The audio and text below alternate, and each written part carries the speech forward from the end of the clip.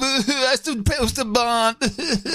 Adam Curry, John C. Dvorak. It's Sunday, February 10th, 2019. This is your award-winning Gibbo Nation Media Assassination episode 1111. This is No Agenda.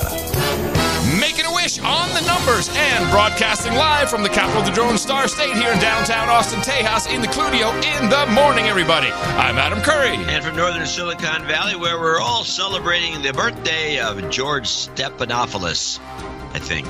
I'm John C. Dvorak. It's Crackpot and Buzzkill in the morning.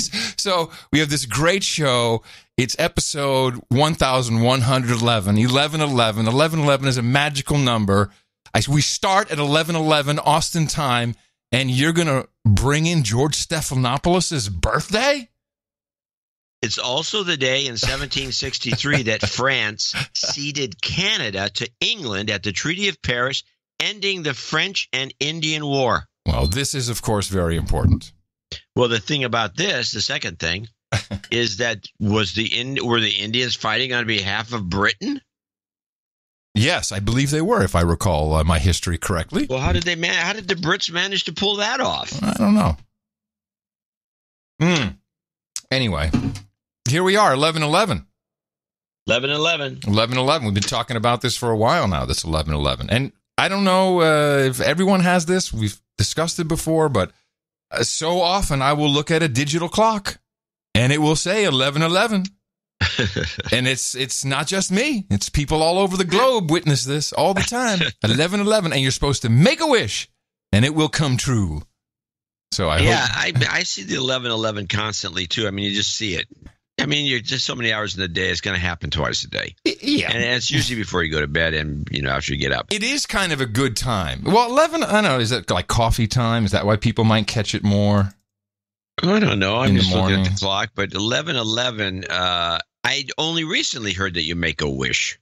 Oh, I've squandered probably 100 wishes. Yes, yeah, maybe more.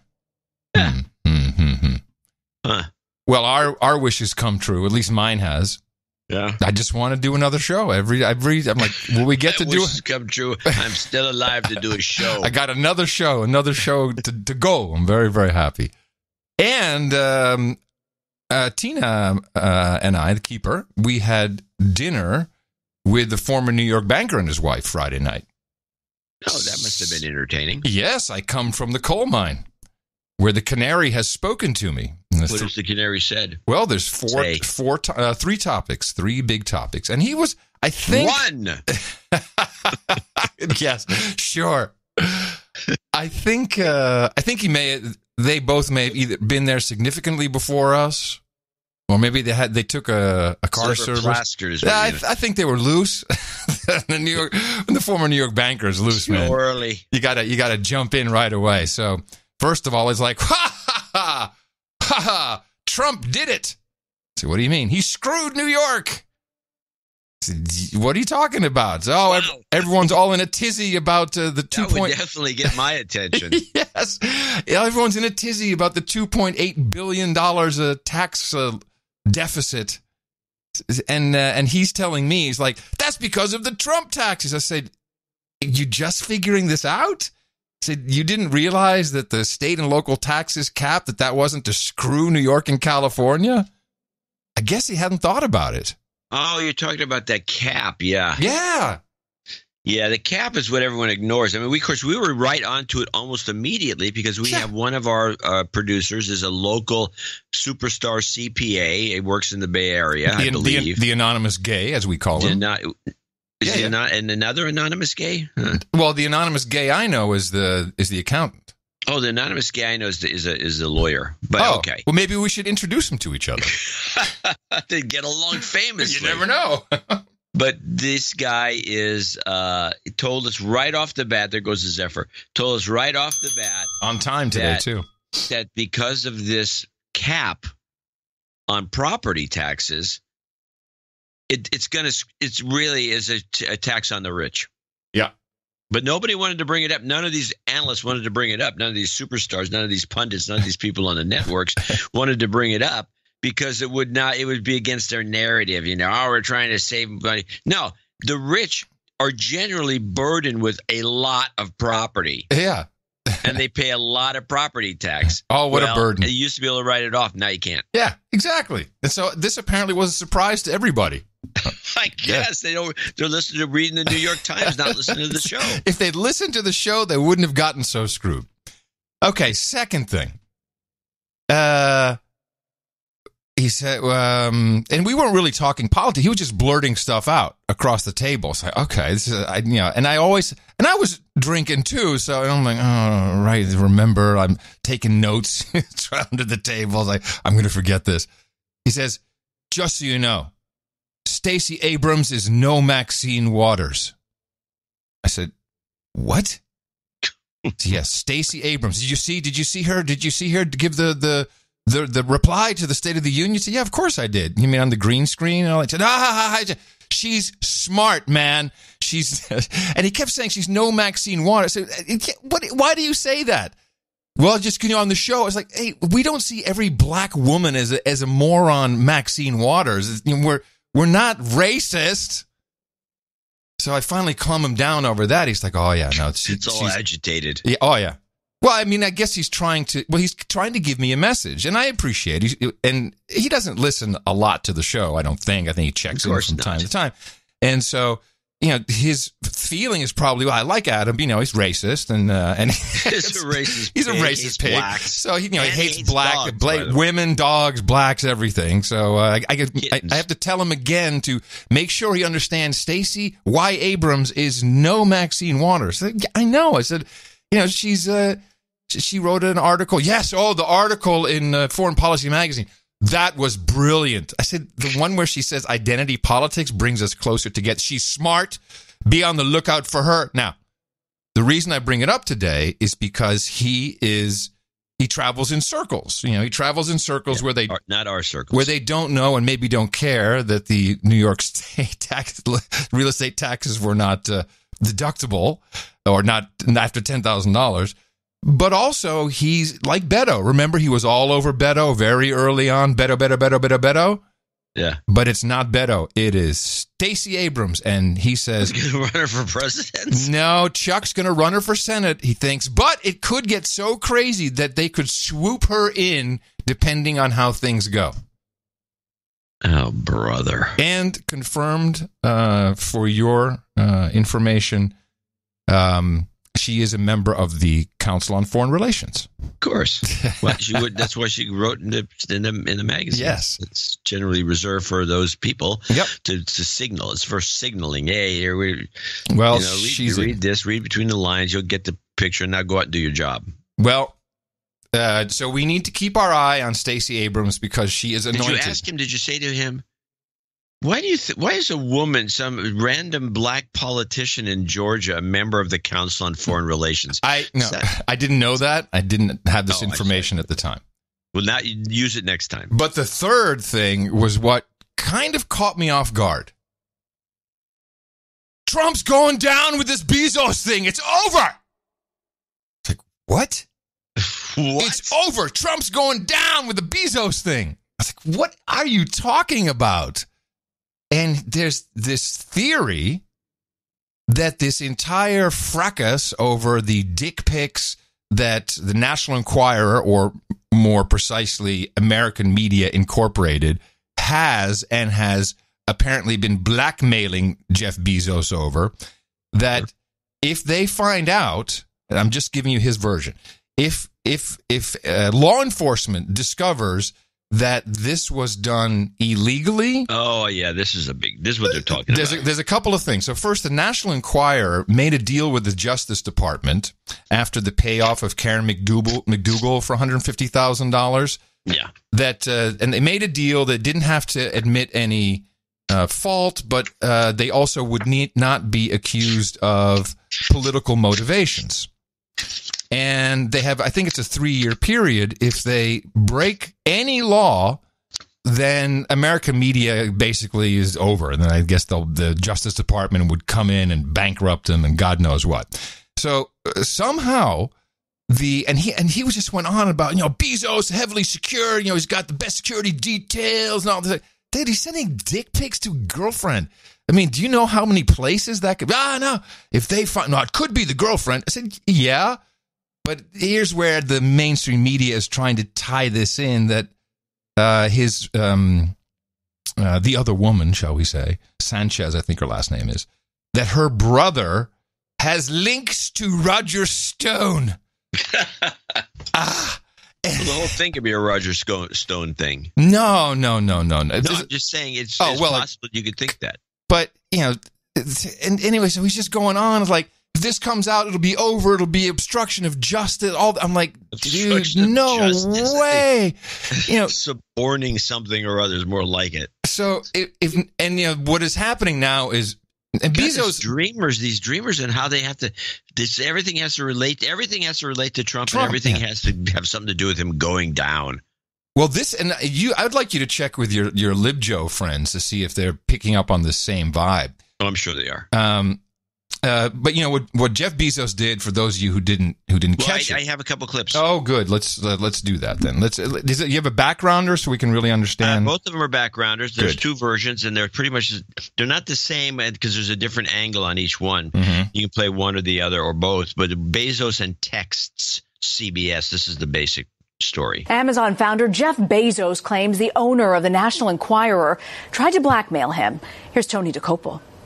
AMI, the publisher of National Enquirer, is on the defense after being publicly accused of threatening to run lewd photos of world's richest man, Amazon CEO Jeff Bezos, and TV host Lauren Sanchez, a woman he was having an affair with. In a blog post on Thursday, Bezos revealed emails he says are from AMI, threatening to publish compromising images, including at least 2 naked selfies of him. Bezos says it was part of a politically motivated hit, which the publisher denies. Wired editor-in-chief Nick Thompson.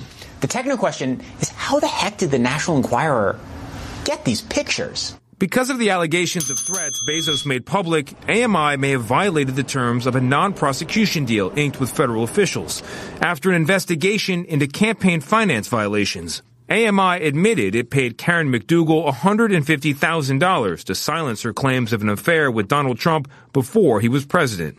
Sources tell CBS News prosecutors in the Southern District of New York are looking into the allegations made by Bezos that AMI chief David Pecker is trying to extort and blackmail him. AMI said it acted lawfully and said it's launching its own probe to promptly and thoroughly investigate the claims. Actor Terry Crews tweeted on Friday that AMI tried to silence him, and journalist Ronan Farrow says he also faced blackmail efforts from AMI. For his part, Bezos hired a security expert to uncover how his texts were accessed. He's Jeff Bezos. He probably knows good cybersecurity. So the question of how the pictures got from Bezos or Sanchez to the National Enquirer has huge political and possibly geopolitical consequences. There it is. The Bezos divorce, worth tens of billions of dollars, is not yet finalized. And Rena, he and his wife of 25 years announced their separation after the Enquirer said it was about to release texts between Bezos and Sanchez. Everyone wants to know how they got those texts. Indeed. This is it. And you and I were like, who gives a crap? I don't think about how they got the text. But this is, if we can find out that there's a link to Trump, he's going down.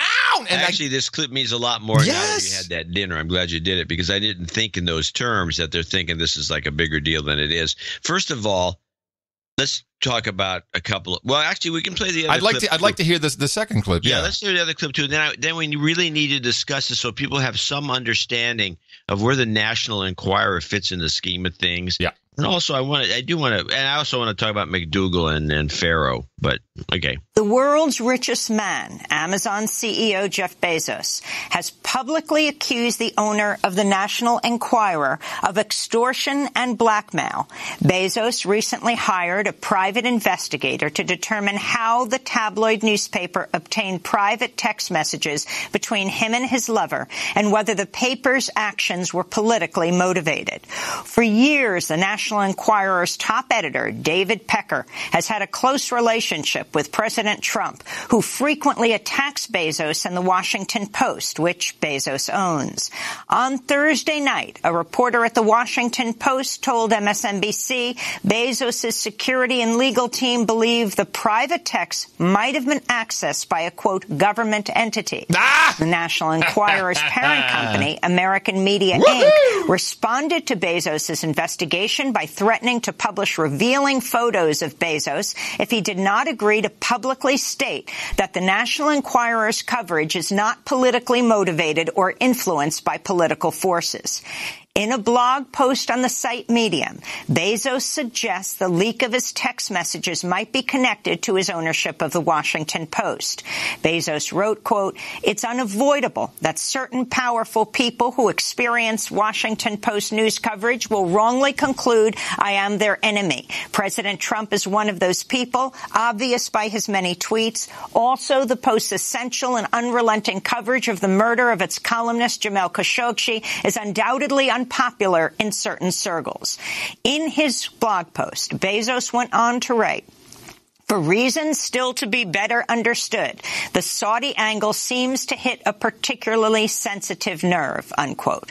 Meanwhile, Pulitzer Prize-winning journalist Ronan Farrow of The New Yorker has also revealed he was threatened with blackmail over his reporting on the National Enquirer and President Trump. Let me just address the Saudi Arabia part of this.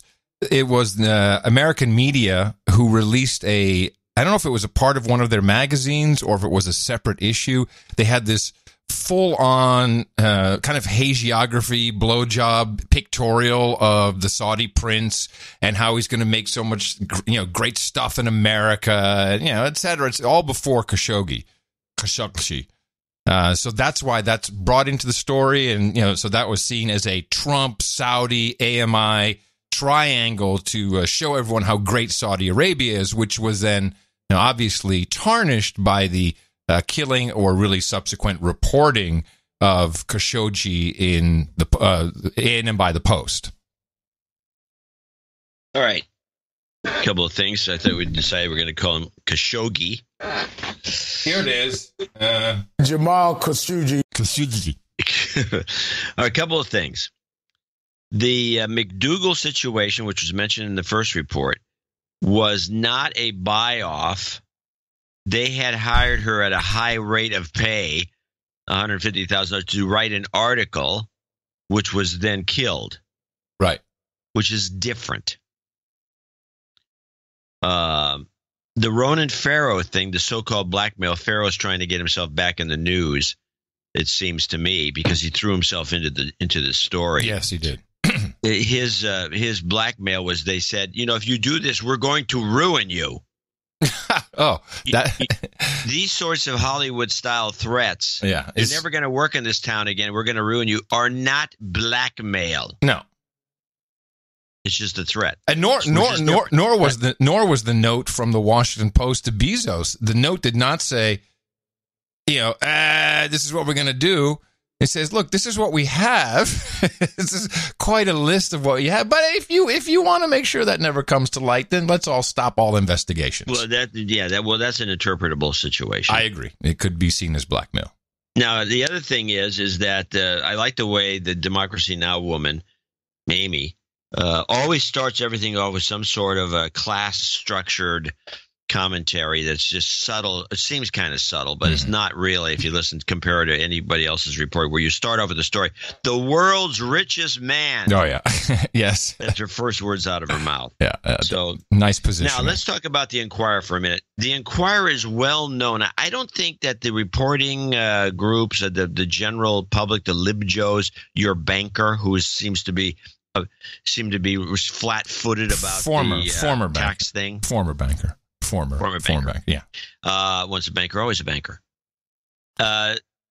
He was flat-footed about that. I think that I doubt he or the general public at large know about the copious amounts of money that are paid for people for photos and inside information. Oh, no, certainly not. In fact, whenever I tell stories about this kind of stuff, or my own experiences, which, just as an aside, when I'm uniquely qualified to know what it's like to be in some form of personal situation that the media and specifically the gossip press has latched onto.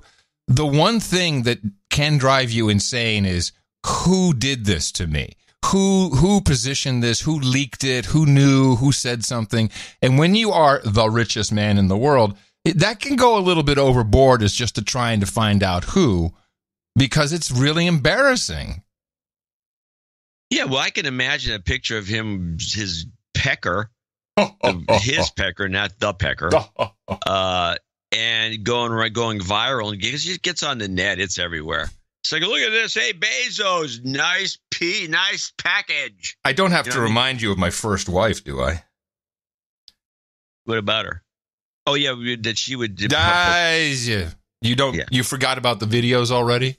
Yeah, I do. I don't care about this stuff. I'm just saying, this is what happens. It goes nuts.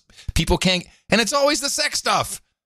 Well, the thing is that this is probably, I mean, to think that that he's going to send the NSA or any of these agencies, because the NSA is not run by his pal which is anymore. The implication, which is funny.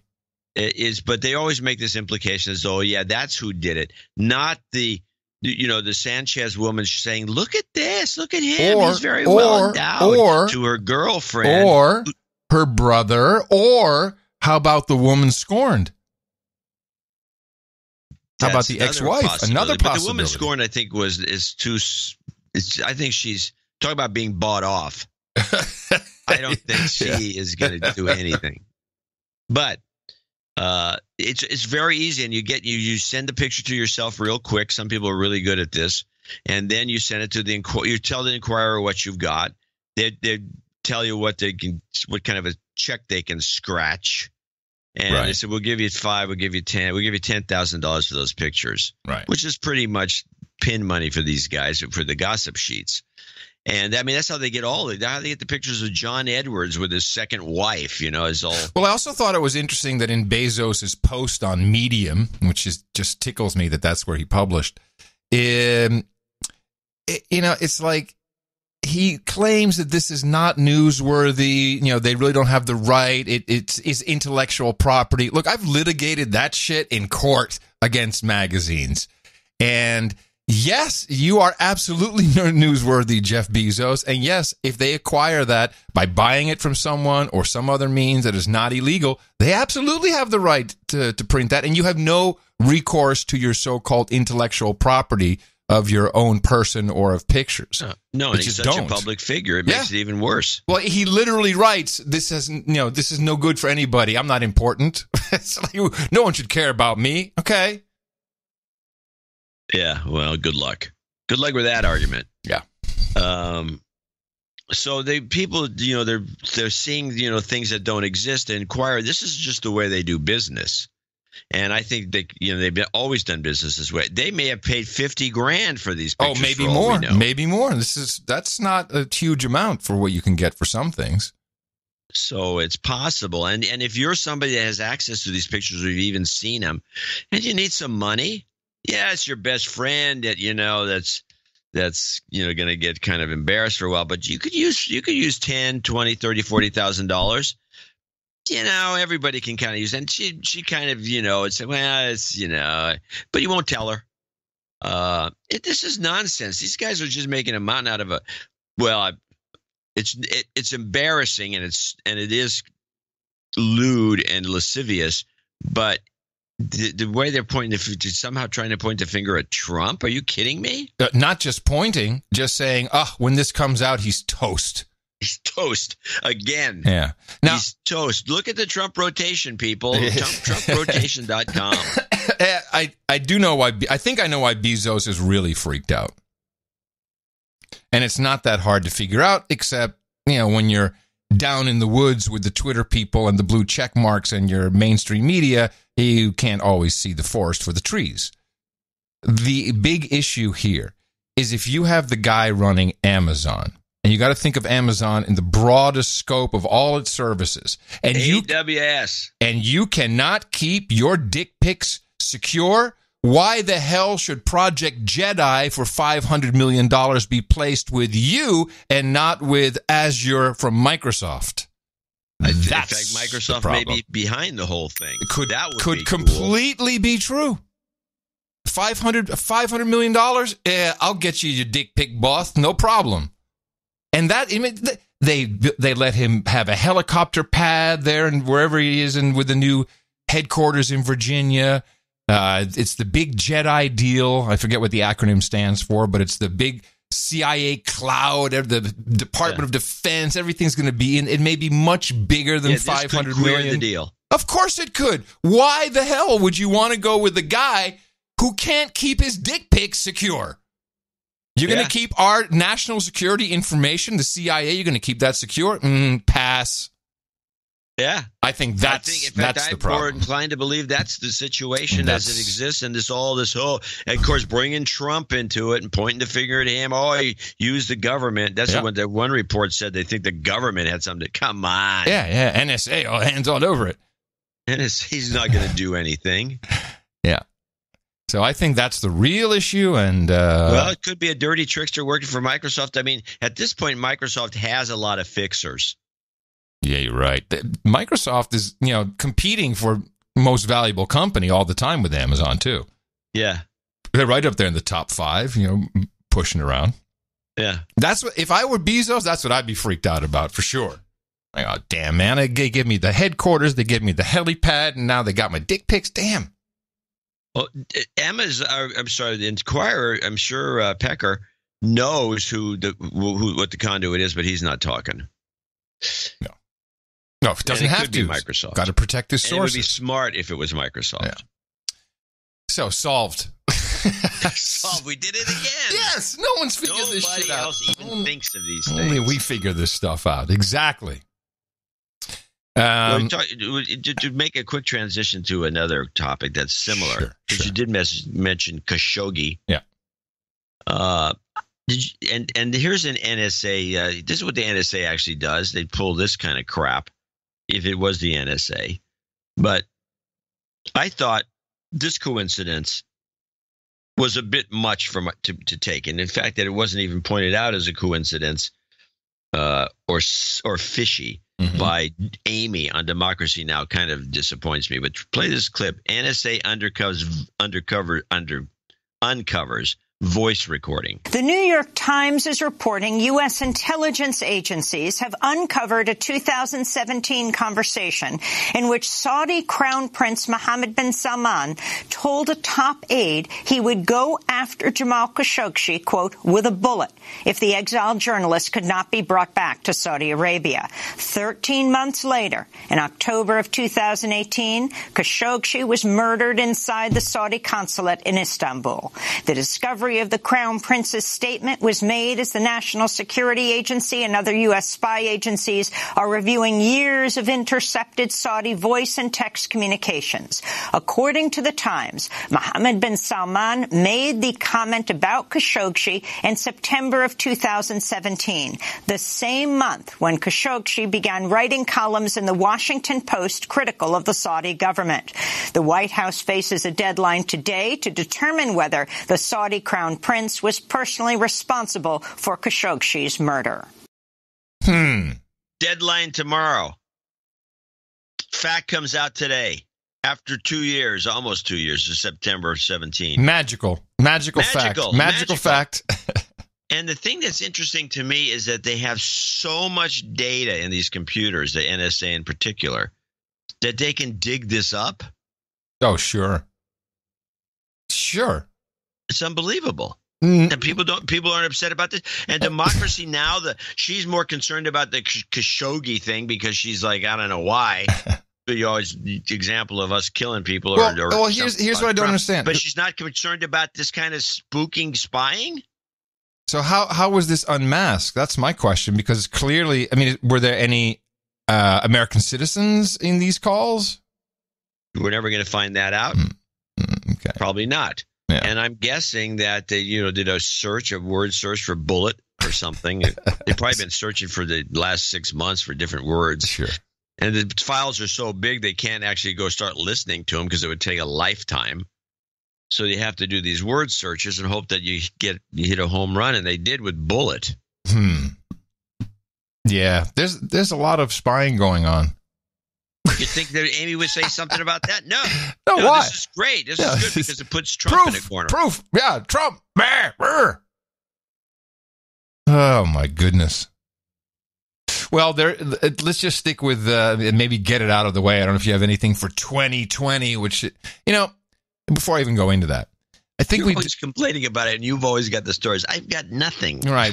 Well, because there's always something funny. Well, I do have a Warren thing. I do have a AOC thing. Well, what I was going to say is that I think we discussed a couple months ago that, we have to do more with podcasts because the people that matter, people who have policy, people that are in the mainstream M5M, they're now showing up on podcasts. Many of them are doing podcasts. And I think we're really at close to a tipping point. And of course, it's obvious that, somewhere down the road, 10, 15, 20 years, it will all be podcasts. Most of it will be probably independently produced. You'll still have a mainstream, but I don't know how relevant it will be. If you look at Democracy Now! That's basically a podcast that you and a couple other people watch. I mean, it's not much bigger than that.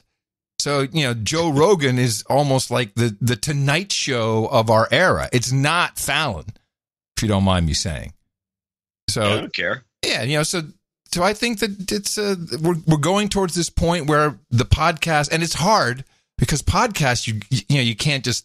You're not going to get a little snippet from someone. There's not a YouTube video. You have to listen to them. So I've listened to a lot this past few, and the more people can listen to them and time code and send us time codes, the better it will be because it's very time consuming. But I do have a few gems, I think. But let's just stick with what's going on and who's anointed or not. I did see the Elizabeth Warren announcement. This, I thought, was an interesting commercial. Saturday, February 16th. Hello, New York! Oprah from Times Square with Michael B. Jordan, Bradley Cooper, and Beto O'Rourke.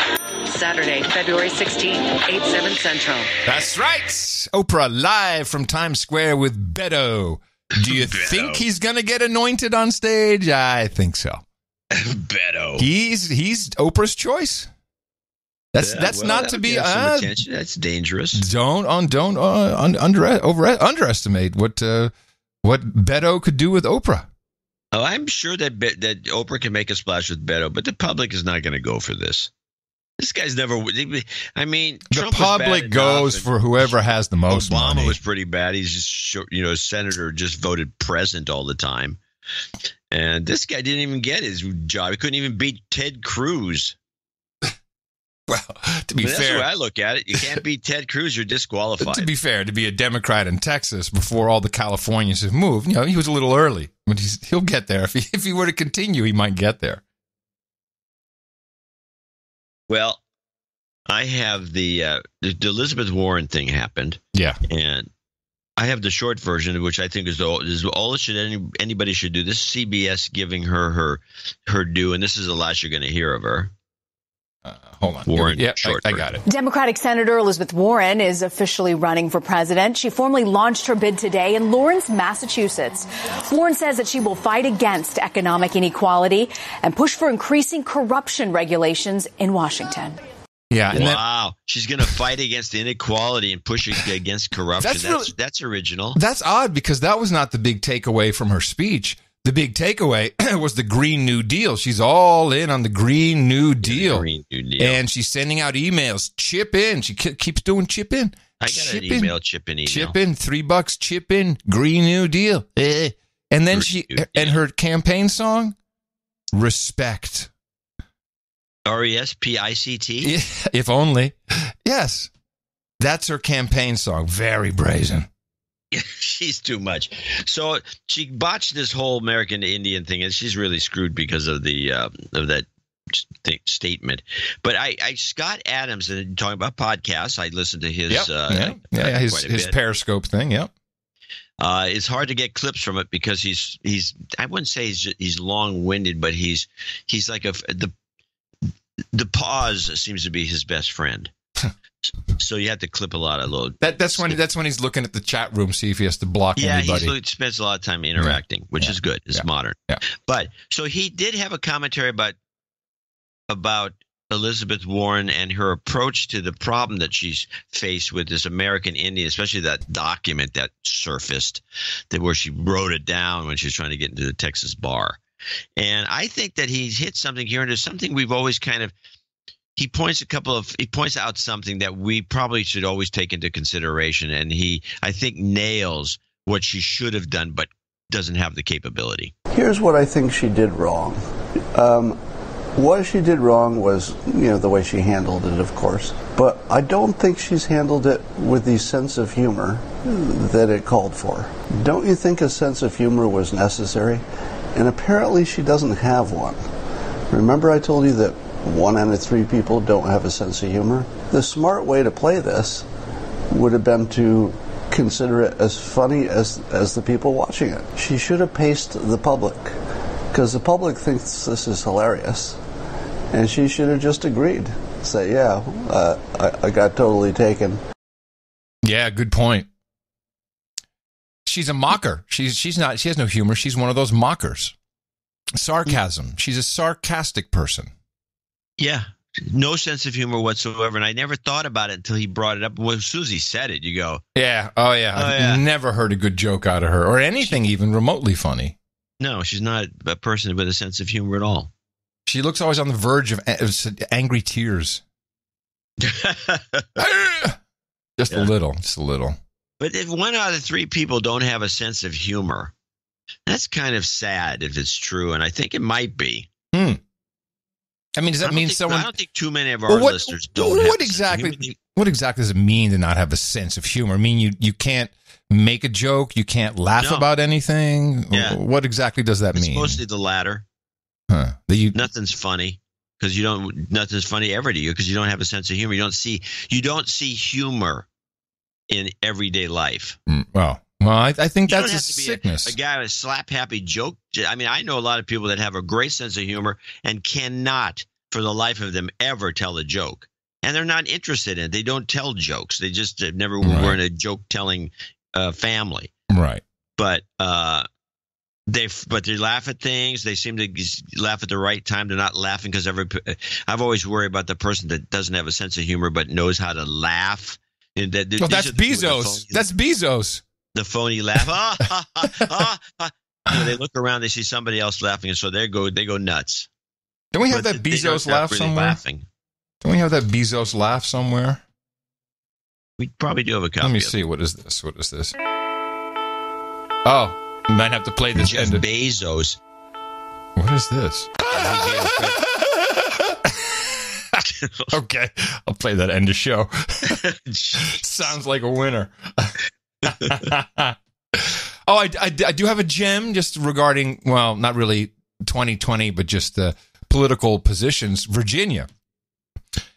I asked on the last show, I think, where's Al Sharpton? How come these guys don't know? Okay, here's how it typically works.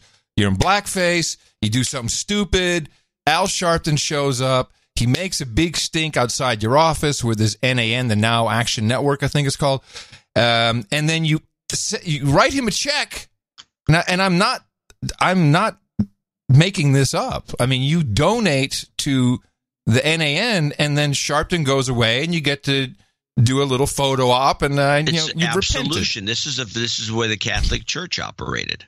Well, Sharpton has made quite a business out of it, and I said, "Well, how come where is he? This is such a beautiful spot." Well, C. Mike, who lives in the state, said, he was there, and listen to what Reverend Al said. Yes, the Governor Kempsey, do you have to be accountable for things that you do?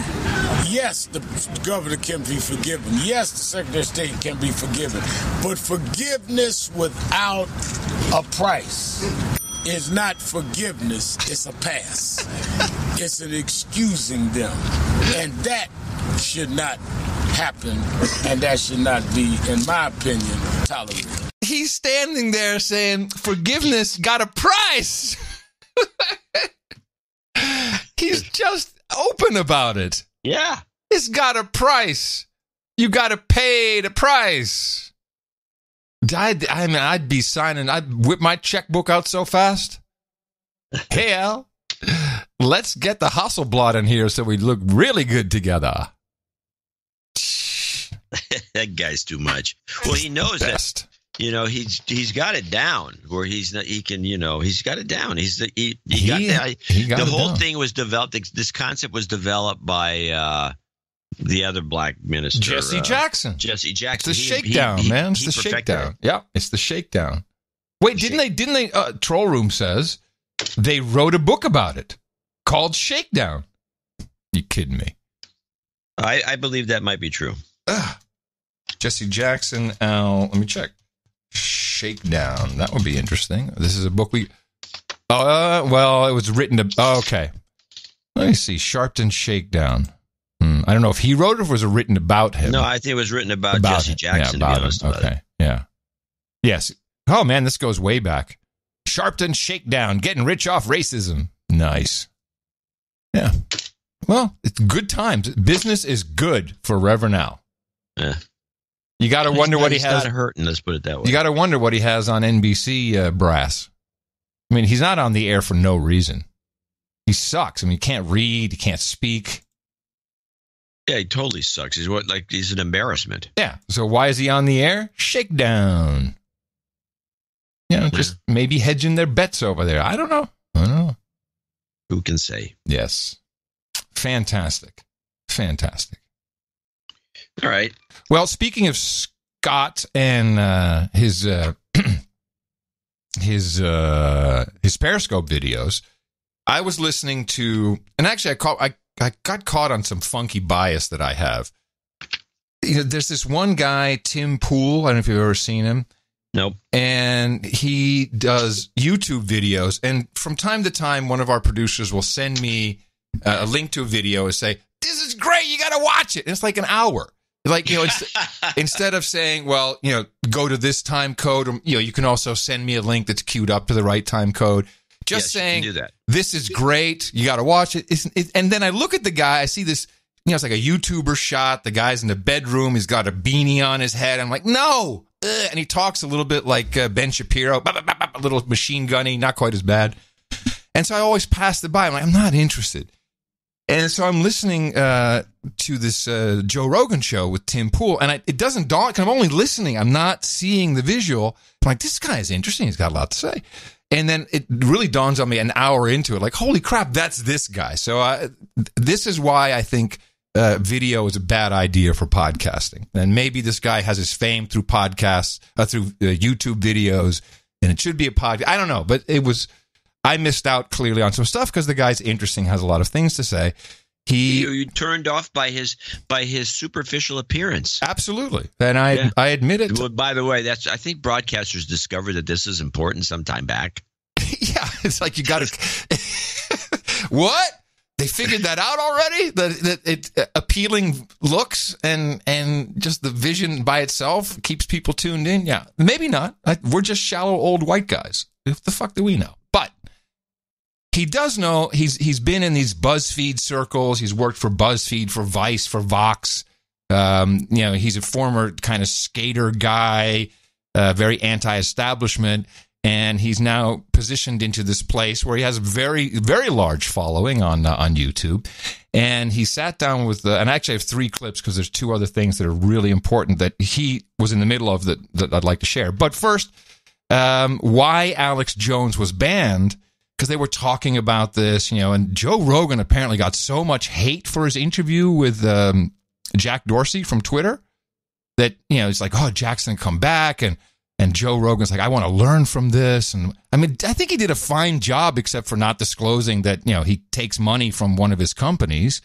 And we got answers out of it, kind of. It's like, well, whatever. It was enough to satisfy me. It was what it was. It was what it was. But Dorsey never really answered why Alex Jones specifically got banned. And Tim Pool did enlighten the audience. Jamie, you pulled up why Alex was banned, too, which is, it's not very clear. Like when you think about the fact that they were saying that he had never done anything on their platform that was bannable, And then what was the one final thing? Like, and Jack didn't know what it was. He confronted Oliver Darcy of CNN in D.C. and for several minutes was yelling at him while they filmed. And apparently, that's my understanding, was the justification for banning him, that he was harassing a journalist or something to that effect, which is, in my opinion, absurd. And was he doing it on Twitter? I guess they post it to Twitter. Live on Periscope, which is there you go. Yeah. Twitter-owned platform. So if you do something on Periscope that could get you banned from Twitter? Well, that's the same thing. Right. Yeah, the same. Because they're connected. In my opinion... So it makes a good point. How does Alex Jones get banned for giving that guy a hard time, but Kathy Griffin doesn't get banned for literally calling for these children, leading a harassment campaign against kids? Names. Someone with millions of followers led a harassment campaign. I'm going to use their language, right? If you're calling on your followers to do something, you're engaging in a campaign. Yeah. But Alex Jones confronting the journalist who advocated for his banning is a bannable offense. Now, here's the important thing about Jones. Oliver Darcy said on CNN, it wasn't that Jones broke the rules that got him banned. Because, what Darcy said is he's been breaking the rules in the past. They never cared. It was only because of media pressure they took action against him. Okay. Well, we know many other people break the rules. We know far-left accounts have doxed law enforcement. We know Kathy Griffin led a harassment campaign. There's no media pressure. That's one of the big problems. Twitter knows conservatives aren't going to be able to level any kind of campaign against their platform. They're just not scared of it. So this actually led to some enlightening information about how Twitter functions, the true reality of the blue checkmark verification, which, as we know, is it's big name celebrities and it's journalists. You can have 1,000 followers and you're on K-Podunk and you'll get a blue checkmark because you're a journalist. You have a checkmark. I don't have a checkmark. I've asked for one. There's been petitions for one. I'm not a celebrity. I'm not a journalist. I'm a dick. You're both a celebrity and a journalist. That's what's funny. I'm just a douche dick, and I need to shut up. That's what they consider. Yeah, they consider you a douche. But I mean, somebody does. It's like some one person over there hates you. Very important point, because we have two sides to Twitter. Of course, we have the people who have their hands in the code on the buttons all the time, which can be done with or without whatever approval processes. But more important, approve everything. Yeah, of course.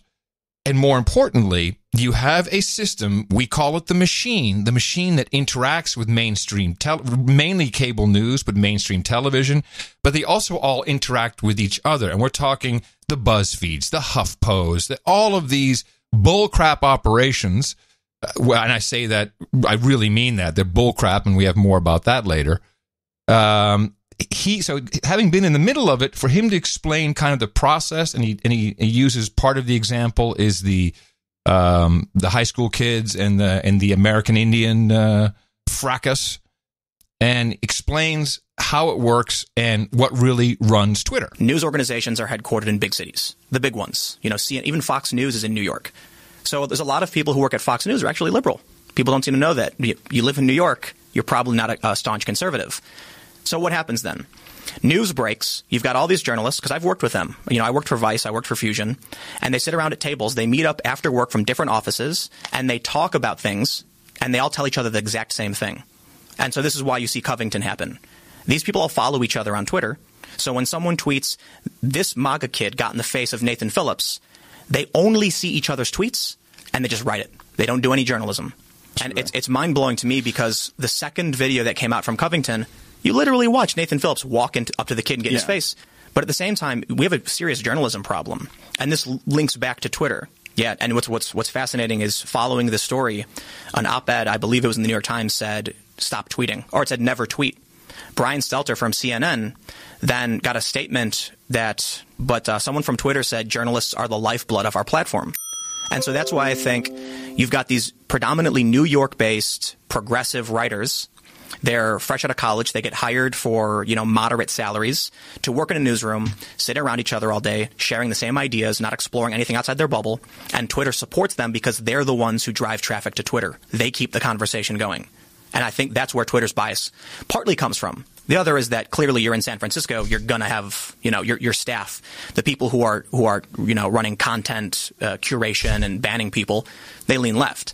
I think he's nailing it with them all sitting around. They're all, barely paid. Well, this is nothing we haven't talked about on this show numerous times. Yeah, but this was succinct. I'm not saying that we haven't touched on it, and the last clip we've talked about as well, but never with one important detail. We've always talked about traffic buying and how bull crap it is, and how this bubble has been, which is now starting to burst, clearly, since these very same news organizations have to let 15 to 20% of their workforce go.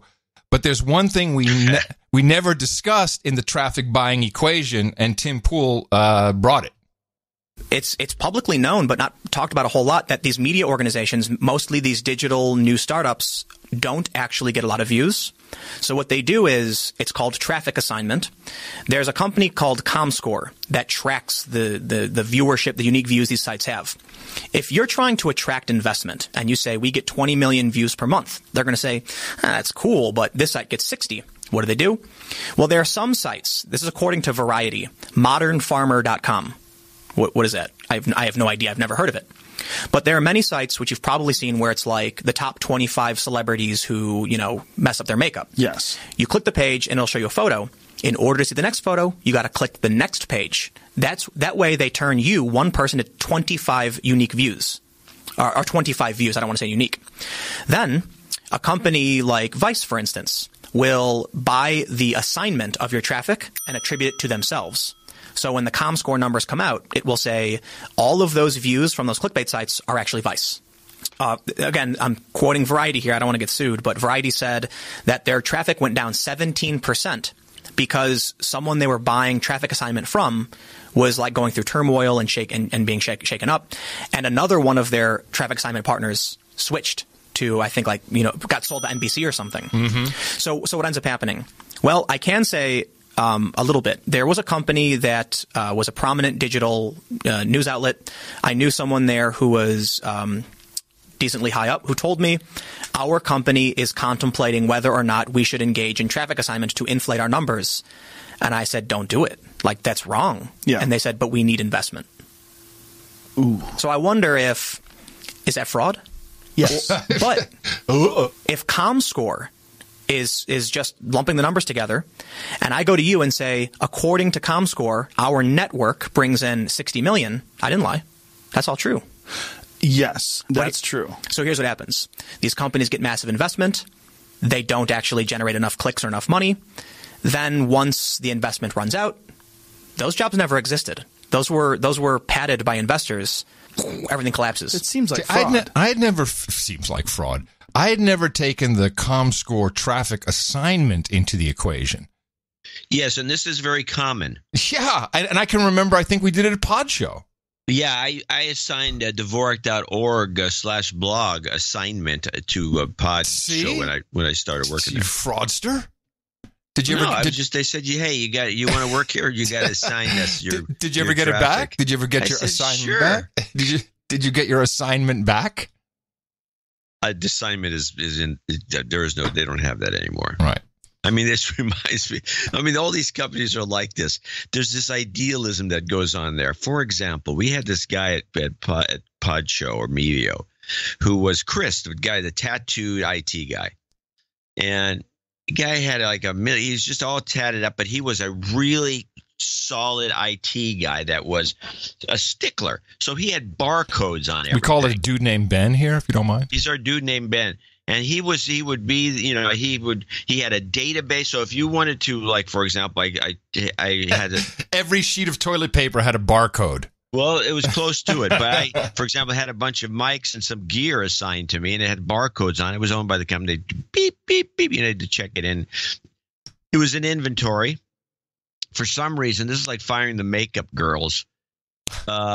They fired him for some reason, and there was a cost cutting, and nobody really took that job of his. No, they just. So the database was now missing in action, and all these barcodes are meaningless, and so all the gear that everybody, and I'm not the only one. Started walking.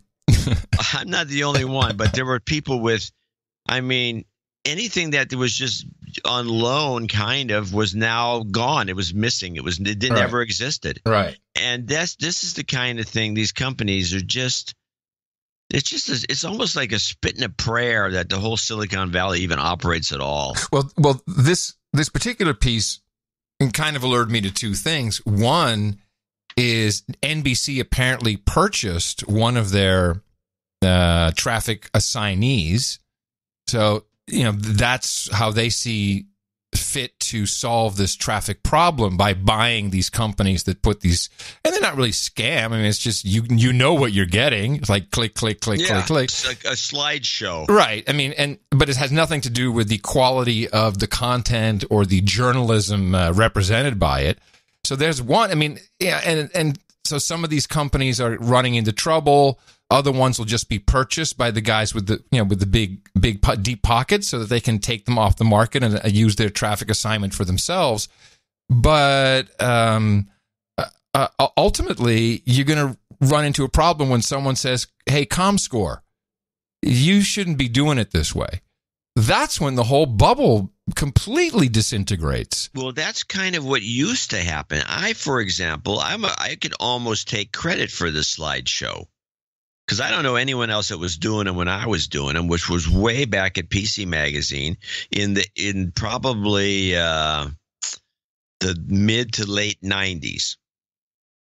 And I would do these slideshows. I'd go to a trade show and I'd make a slideshow out of it with my typical snide comments of all the pictures. And it was just although the snide comments were at the price of admission, but there was a slideshow. I took a lot of pictures of the booth bimbos and I made some comments. And so there was like 10 slides, and they just click, click, click. You had to click, click, click through them. And then I get a feedback. No, the advertisers don't want to see any of these slideshows. Really? Yeah, I was told never to do them again. Because the advertisers felt it was... well, these are not.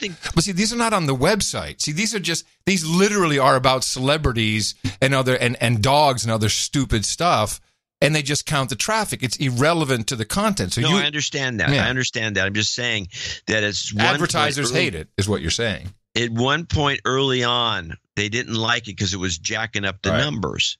Huh. But when ComScore comes along and they're using these jacked up numbers, they become more popular than ever. Yeah. You can't go on the web without hitting one of these slideshows constantly.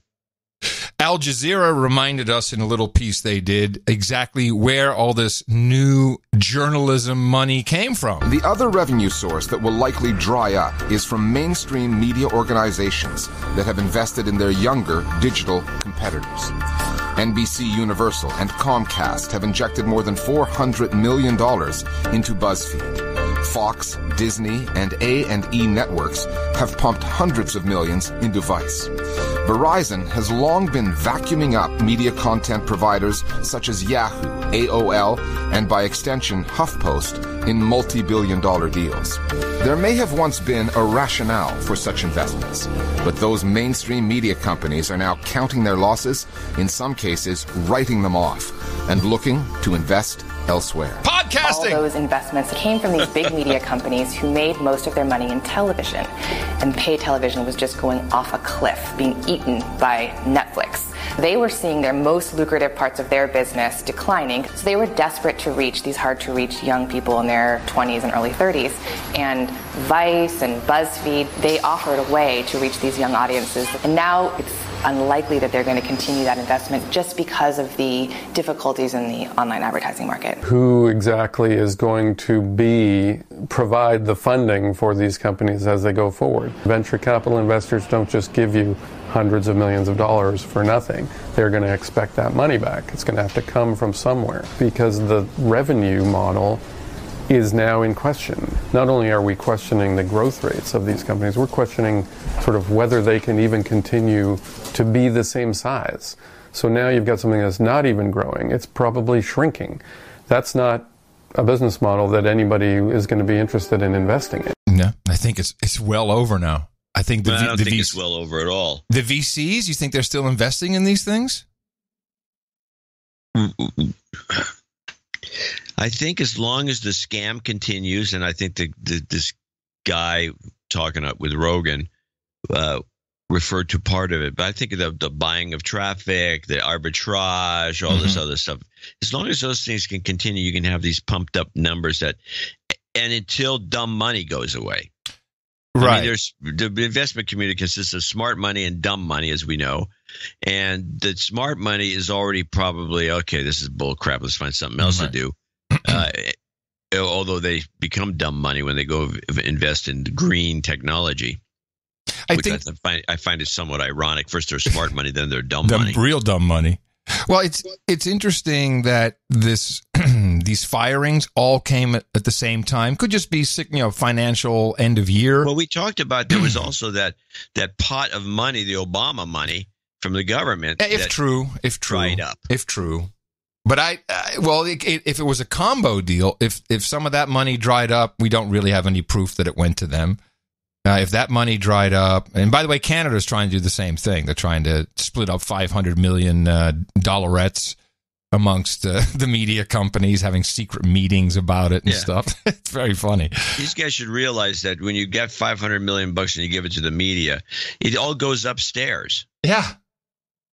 I mean, there is so much condemnation of Jeff Bezos, talking about Bezos again, over his Washington Post ads on the Super Bowl. He put an ad. They hated it. The journos hated it. The journos hated it. Of course they did, because it's $10.5 million he spent on this ad that was useless.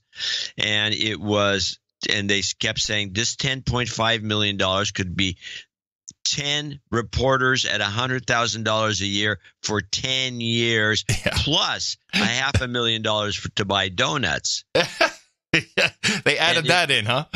And it was, because the journalists know that they're under stress to get, the very few newspapers are doing well. No the magazines are shrinking. Online, there's no money in online. You have to scam. Yep. You have to scam investors, and it's all investment money. It's not like real money that's coming in from the public. So they know that this is a problem. And to see Bezos throw away $10 million casually, irked them. Yes, all the journalists were pissed off, and also especially Washington Post people. Also, these new journos should realize that Google and Facebook are out to get you. They don't care about you, and they change their algos and screw you over as fast as they can for your scam money. Excellent. Well, that gives us hope. Well, we do everything on the up and up. We do. In fact, we don't worry about advertisers. We don't worry about page views. We don't worry about, assignments, because we don't get income from that. It's just bull crap. Those people should be ashamed of themselves. Those people should learn to code. Learn to code. And with that, I'd like to thank you for your courage and say in the morning to you, the man who put the C in ComScore, John C. Dvorak. Well, in the morning to you, Mr. Adam Curry. In the morning, all ships and sea boots on the ground, feet in the air, subs in the water, and all the dames and knights out there. In the morning to the troll room, noagendastream.com. I wanted to mention that anybody who wants to join the Fediverse, I think saying Fediverse is better than Mastodon. Neither of them are great. But if you want to join the future of social media, you can do that at our very own noagendasocial.com. You need an invite? Go to the troll room, and I'm sure someone can give you an invite there. And the troll room is something that we always have scrolling around in the, not the background, kind of the side view corner of my eye during every live stream, so that we can be corrected in real time and sometimes get some good one-liners. Sometimes it's just trolling. That's what they do. They're trolls. NoAgendaStream.com, and thank you very much for that. Also, in the morning to the artist who brought us the artwork for episode 1110. Title of that was Kremlin Crush. This was a nice piece. We had a hard time, actually, trying to figure out what we wanted to choose. Sir Trent Wabbis brought us the global warming fear meter, which I believe we got from the Evergreens. Yes, it was back in the back. It was. Now, why did we have such a problem choosing art? What was? We didn't find any of it to be artsy or compelling or appropriate. I can't really remember. We really liked the climate fearometer. We liked that a lot. And what else was there? There was. Yeah, I mean, we're not going to put Elizabeth Warren in the Pocahontas stuff. Yeah, we're not putting pictures of Elizabeth. I should mention a couple little tips for artists again. Yeah, tips. Here's some tips. We have tips. We have lots of tips. They should be accumulated. Well, there's one tip, and it's not necessarily about Elizabeth Warren, but it kind of applies. Do not put something that is unattractive and homely or ugly or some like a gruesome something with somebody with their head chopped off or somebody bleeding from the eyes or any of these things that are just repellent So when you look at the art, instead of wanting to click on it and go to listen to the show, if you're using it as cover art, you go, ugh. You don't want to get that reaction of, ugh, does not want to happen after somebody sees your art. It's as artsy as it might be. The idea is for people to be lured in. Yeah, be lured in by a pretty face. Elizabeth Warren kind of qualifies as the, not quite, but almost like a repellent in terms of her face. She's not that, sorry. It's what can I say? I'm with you. So she's not going to work out. I'm with you. Cortez is funny. She's got a goofy face. She's always going to get but I still don't want to see a bunch of politicians on the art necessarily. No, not necessarily at all. But anyway, we appreciate the work that all of our artists do. It makes this show uniquely different. Just before you even listen to it, it shows up that way in the podcast apps. By the way, I think we recommend Overcast is one that adheres to the artwork changing, even to some degree, Apple's own podcast app. But I would recommend Overcast because you pay Marco, you pay him, he makes it better. That seems like a value system there that makes sense. How much you have to pay? I think it's $2. It's $2. That's reasonable. $2 a show or $2 No, just for the app, just to get the app. That's not bad. No, I mean, you should charge $20. People should pay him $20. He should leave it open, let people pay what they think it's worth, but the Apple store doesn't allow for that kind of grooviness. They want all the money. Yeah. But you're making money off of us. I guess what I'm saying is, in this world where we're going to see podcasts moving away from you can use them on any device, it'll be any device that has Spotify on it. As long as you have a Spotify account. Now, like if that's the world you want to live in, fine. I think it's better that we support our local independent software developers for stuff that works for everybody. Just a thought. All right. Well, we do have a few people to thank, and we have a few people to thank profusely. So this is show 1111. We have a bunch of people that actually joined the 11-11-11 club. Mm-hmm. And curiously, our number one donor today, which is Sir Onimus of Dogpatch in Lower Slobovia, came in with $1,202. Wow. And he's back. Yeah, he came back. He wanted it was for this show specifically, so it came in. He has one of his notes, and no jingles, no nothing. From Sir Onimus of Dogpatch in Lower Slobovia. Thank you to all the producers. Repeating my last letter, the album art, the jingles, the clips, the show notes, the knowledge shared, and the open discussion of topics avoided or specifically covered by the M5M continues to make this the best source of information available. And he's referring to the No Agenda show. Right on. After hearing 2 shows without a traditional executive producer in January, yes, something I complained about, I'm admonishing those who can but don't. Listeners that are douchebags. If you have time to listen, you have time to donate.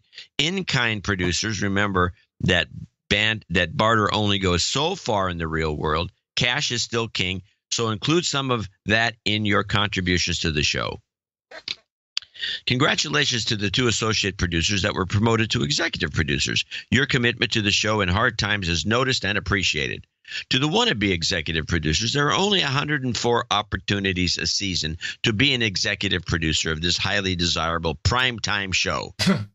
This show has global reach and is heard by influential people around the world. Put your name I like in the that. executive. I like that. It is. It's true. Put your name in the executive producer lights for all to see. Important people will note that your support of real-world insight and perspective of such a noted and long-running show. I know No Agenda uses show numbers, but consider listing yourself as executive producer of Season 11, Episode 20, or whatever is appropriate, which is not a bad idea. I was just thinking about that. Good one. All right, that's Sir the way Onimus. that you would do it if you were on a TV show. Yes, you're right. Show number 111 is important to No Agenda listeners, but season number and episode number is more traditional in the mainstream world and may attract more attention in your bio. Huh. So we are on the 11th season, I believe. Season 11 and show... Is it show 11? I don't think so. Because season 11 began with the anniversary show. when it's at October, I believe. Oh, okay, no. And so it would be counted from there. So we'd have to. Sounds complicated. Yeah, because you got to count. Math. 1, 2. Stop with your math, Dvorak. 3, I can't handle it. It's too much. It's too 4. much.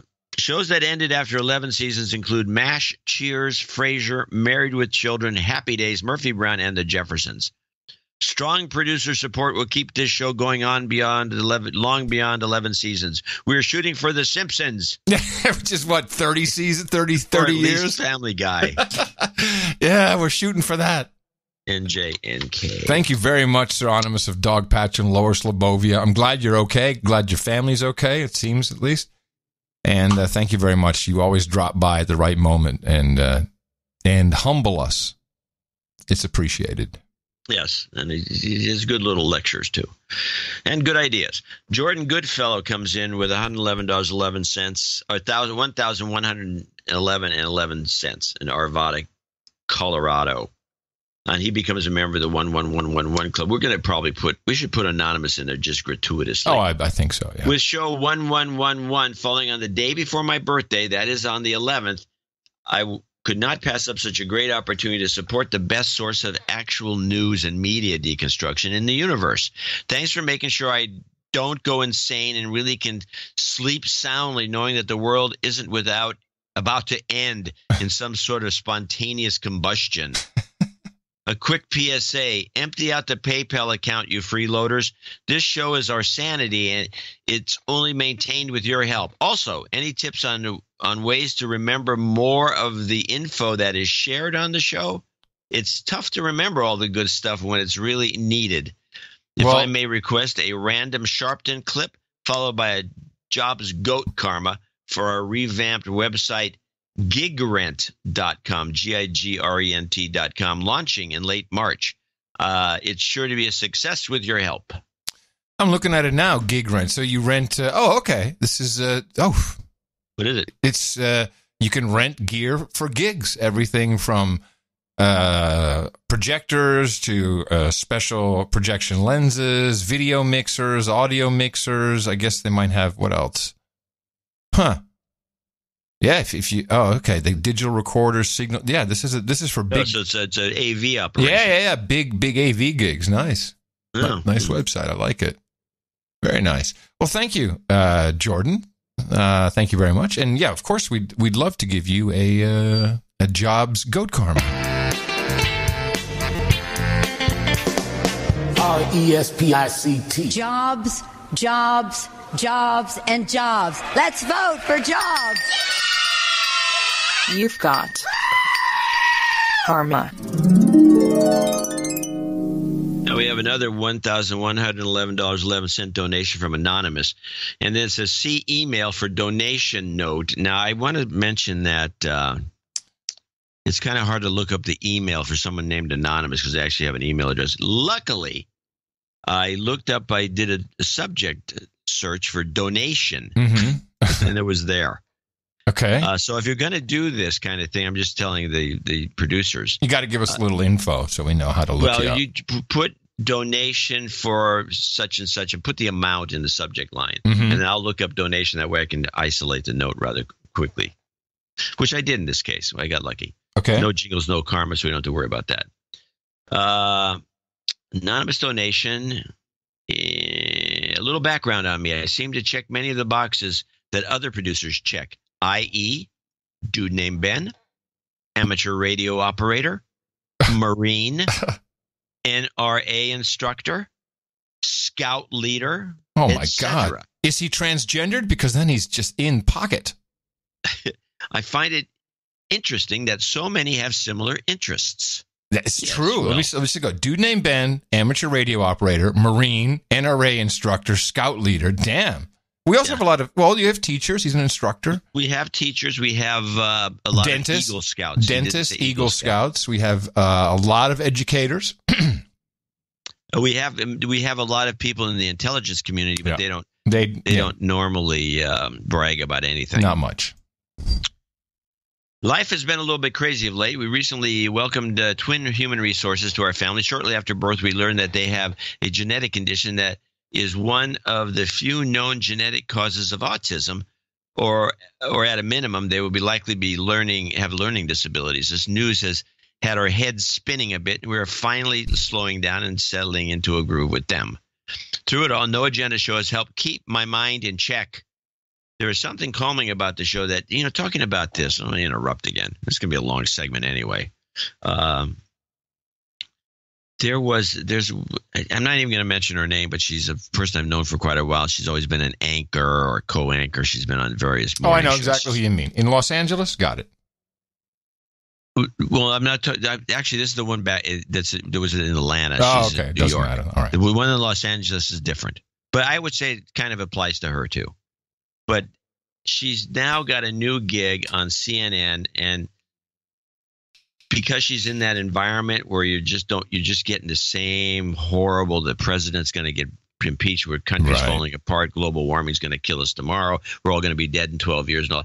It is starting to show. I'm surprised it hasn't already. Is she looking sick? Is she looking ill? It's starting to show on her face. Yeah. Wow. I feel bad now. I feel really bad. Yeah, that's what happened. I see the same thing about the woman in Los Angeles that you're referring to. Yeah. Oh, wow. And she's so beautiful. It's like, it's just, you can just see him being worn down. Jeez. Worn down. Yeah. Because what are you going to do? I mean, there's nothing you can do. They'll Especially never. if you're in that environment, you got to be in the environment. You can't go around. I'm telling you, if the people who are reporting, if the people on cable news keep reporting about Trump and 2020 for the next 2 years, they may not see the 2020 election. I'll be dead. Except from an IV in a hospital bed. Yeah. It's not going to be good. It is salt drip. Saline. Onward. Anyway, yes. Through it all, the No Agenda shows help keep my mind in check. There is something calming about the show that seems to bring peace of mind. Interestingly, recently I've been around TVs in public areas that they're playing the M5M. They have that complete opposite effect of No Agenda. The M5M definitely exists to keep us in an emotionally heightened state that can't be healthy for anyone's amygdala. Right on. I would like to change my designation from Sir Benonymous. Oh, this is Sir Benonymous. Okay. Of the 1.5x playback to Drebe Scott of the EIB Express. No. Sir Drebe Scott of the ELB Express. ELB Express, sorry. I don't know what that means. I don't know. He knows. Yeah, good. I'm not very creative, so this will have to do for now. I've seen the error of my ways. I used to roll my eyes when you guys had concerns with people listening at faster speeds. Well, I still listen to some tech podcasts at higher speed. I will no longer be doing that for the No Agenda show. There you go. The calmness I feel listening to the show at regular speed is heightened by slowing back down. Yeah. I would, however, caution slowing the show down to half speed, as it makes you both sound completely drunk. No, we're just drunk. There's nothing I'd like wrong. to commend you both on the high-quality show you produce each week. I was thinking about that today, by the way. Listening to its to a 1x speed has helped me to hear the little nuances I missed before. It also helps John's recorder playing, as at 1.5x, it sounded completely spastic. Huh. I know I started with NJNK, but if John is willing, I'd like to hear him in his best droopy dog impression say Bloomberg, Bloomberg, Bloomberg. I've heard him do this in the past, but it seems to get missed. I just did it. Thanks for all the great media deconstruction. Okay. Well, and just 73s, by the way. 73s. I've always said, if you want to listen to us at 1.5 speed or 2, whatever it is, that's fine. But I feel that you do miss some of the magic of the show. Sometimes we don't say anything because we're thinking. There's a pause, and it's intentional. And I think personally that's kind of beautiful. Gives you a moment to slow down.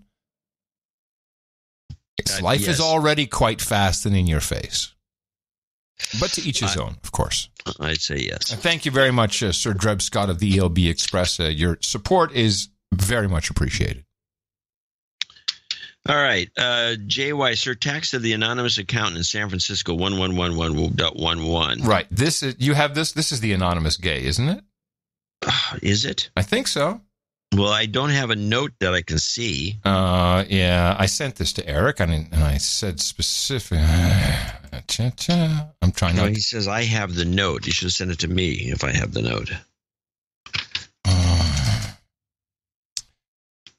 Yeah, see, now, the guy has asked me so specifically now to make sure that we do his donation. Of course, now I can't find it that quickly because I thought it would be. Okay, well, why don't you pass because we got another similar donation. Okay, you do that, and I'm gonna look for it because I know where Carl it is. Johnson, $111, $1,111 in Tempe, Arizona.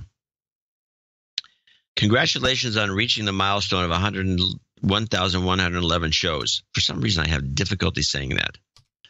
I'm convinced you have the best podcast in the universe, and thank you, Adam and John, for all your hard work.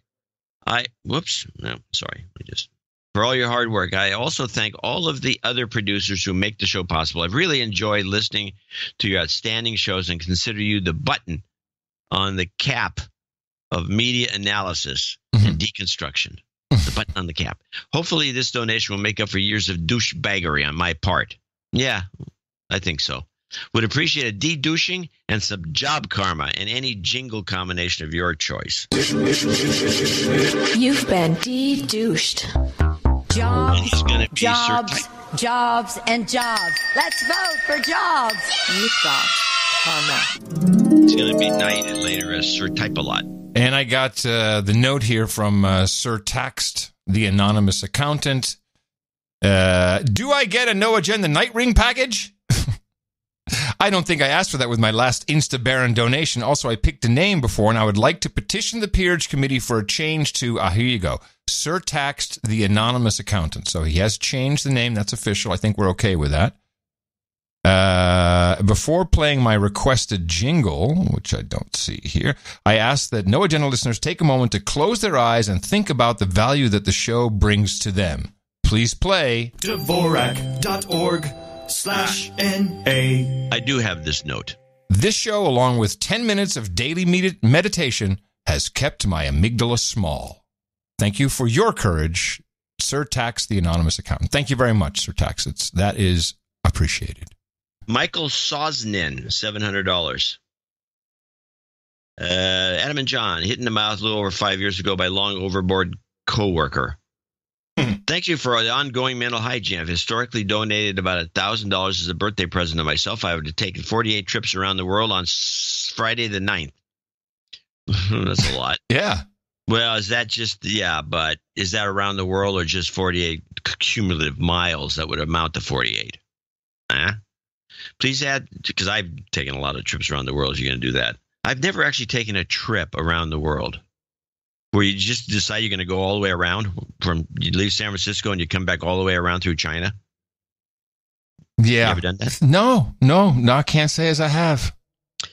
Please add me to the birthday list. This year, I could not resist the chance of proving John wrong. Thank you. On show 1107, he made a very specific prediction. I immediately thought to myself, challenge accepted. To accomplish this feat, I had to reduce my annual To accomplish this feat, I had to reduce my annual donation to exactly $700. So I request that you'd play the clip of the day jingle, something John claimed would never happen again. This was the 700 donation, which apparently allows you to claim a clip as clip of the day. He's taken it to a new level. He's saying, here's the amount just to play the jingle. I like it. Well, I thought you hated it. No, I hated the idea was that the listener could determine, the producers could determine what the clip of the day was. Not just the clip of the day. Jingle would say, oh, that clip that you played then, that was actually clip of the day. Yes, I think that's right. I'm pretty sure because it irked me, so I remember. I think you're right. That's what really irked you. Mm-hmm. Before I go on, I have a humble request for dog lover Adam.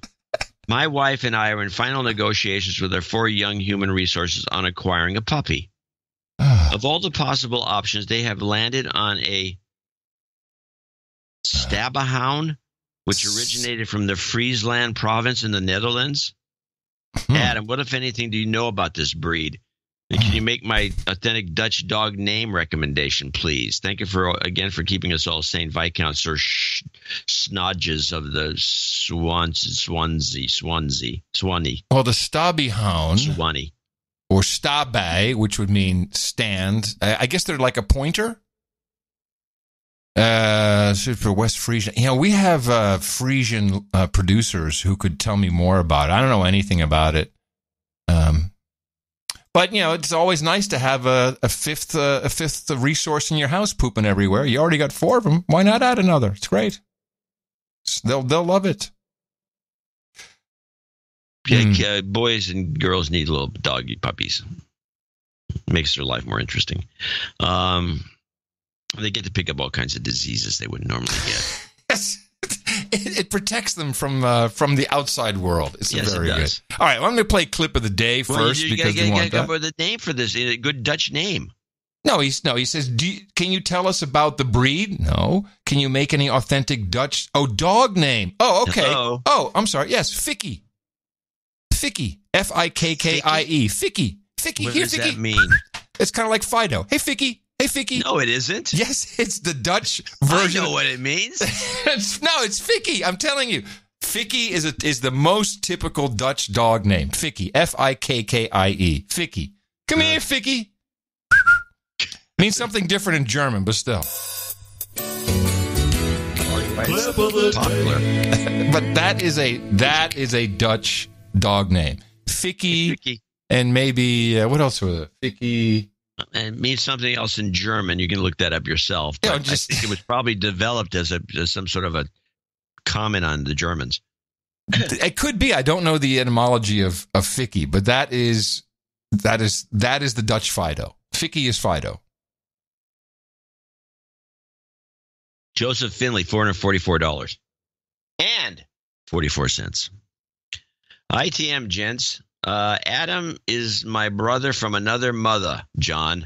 You're my bastard dad. Shout out to Andrew, dude named Ben in Wisconsin, whom I smacked in the mouth last week. Jingle. Jill Abramson's New York Times. Stop the hammering and L. Sharpton random. And to one of Al Sharpton random. Well, we don't have that many randoms anymore. That's kind of the problem.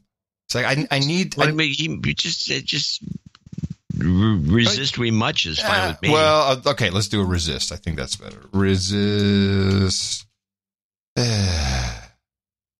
Here we go. Obviously, I read the New York Times like all day long, mainly on my iPad app. Stop the hammering! Resist we much. We must and we will much about that be committed. You've got karma. All right, got through it. I do want to discuss her. I don't know if I don't have a clip. I should, but of Jill Abramson's being accused of plagiarism. I have clips. Oh, we'll talk about that. We can talk about later. I got some clips. Okay. Yep. Because I have some thoughts on it that I think people need to realize. Good. Baron of Las Vegas, $388.11. From the Baron of Las Vegas on 11/11/2011, one of the great producers of the No Agenda Show created a commemorative 11/11/11 Super Karma geocoin. Oh my goodness! I remember that. It's huge too. It's like a really big coin. Yeah, this is a geocaching trackable device that moves from location to location. I set the goal of this geocoin to travel around the world, spreading the word about the No Agenda Show. To date, the coin has logged 104,663 miles. Wow! It has its own tracking code. I didn't even realize this. Yeah. Amazingly, no one has stolen it in all these years. Well, that shows you the value of this show. Hey, I found it. What the hell is this? If anyone is interested, the tracking code is X1JE36. That's X1JE36. It's currently in St. Vincent and the Grenadines. How do we find Venezuela? It's probably in some CIA guy's pocket. Well, but can we track it? Is there a map or something we can see where it is? I don't know anything about this. I'm just giving you the tracking code. If you know what this guy's talking about, you would know immediately what to do. Yeah. We don't. Maybe someone can help. Previously, he was in South Korea during the Olympics. CIA guy. Truly, this is a magical coin. Please give dreams, not just jobs karma, to everyone in the No Agenda audience. You betcha. Thank you very much. And I'd love to know more, but there's got to be somewhere we can track on a Google map to see where this thing has been and where it's gone. And thank you for kicking that off. That's fantastic. Jobs, jobs, jobs, and jobs. Let's vote for jobs. No, I have it. You've got karma. Troll room is fast. Here we go. That's you can geocaching.com, duh. And there it is, the 11/11/11/11 Super Karma Geocoin. And let's see, can we look at it on a map as well? It's got where it is right now. Yes, it's Berta Busheraff took it to Donnerfeld Wagner, St. Vincent, and the Grenadines. This is crazy. I didn't realize. It's been going on for 7 years. And there it is. There's the coin. There's a picture of the coin and everything. You know, long from now, we will be gone. Someone will find this and go, what? What the hell was this all about? Well, how does this even work? How does the tracking coin work? Do you have to check in? The coin can't have a transmitter. No, you have to check in, and you say, okay, I've got it, and then you place it somewhere else. But yeah, tracking history, 104,663.1 miles view map. Oh, you have to log in first. Okay. Well, I will check this out. This is very cool. It's very funny. Sir David Fugazotto, $370.30. This donation represents an $11.11 donation from each of Dame Melody, Dame Isabella, and myself, then further multiplied by yet another $11.11 to celebrate and seek the good fortune from this super duper uber mega lucky number. We've been saving this donation for today as a Karma Force multiplier. Nice. In the last few months, in the next few months, we will 1, retire from the service, 2, sell a house, 3, start a new job, 4, move overseas, and 5, probably start a master's degree. In light of all that going on, we request that you facilitate some of that karma goodness in our direction. You bet. No problem. I would also like an F cancer karma for my beloved Uncle Leo, who is diagnosed with the dreaded C word. Yeah. You should be aware that Dame Isabella regularly sings the Dvorak.org jingle and has been dispensing karma on her Catholic school playground, where they probably prefer to hear her do Hail Marys. It's better than calling kids out as douchebags. Thank you for your continued service, deconstructing media and our sanity and benefit, Sir Dave Fugazotto. Thank you, Sir Dave. And I look forward to hearing about all of these new things you're doing. I mean, retiring from the service, selling a house, starting a new job, move overseas. Do tell more. And thank you for supporting the work here at the best podcast in the universe. Here's your karma. You've got karma. What was that? What? There's a little voice in there saying something. That was me saying, here's your karma. No, after. During the sound of the whole thing. You've got karma. Yeah, we've only played this.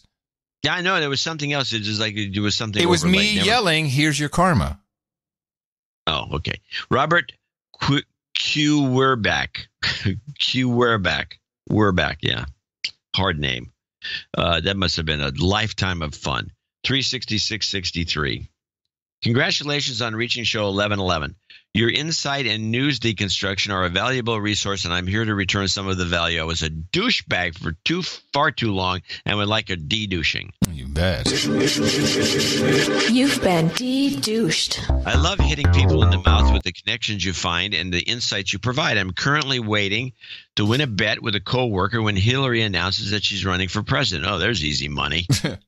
Whether it's Adams' legislation analysis, John's whipsaw dissections, identifying the work of the Lear Foundation, or researching the corporate leadership of an NGO, it all works together to make No Agenda the best podcast in the universe. The 366.63 3663 donation is 1111 times 33. Nice.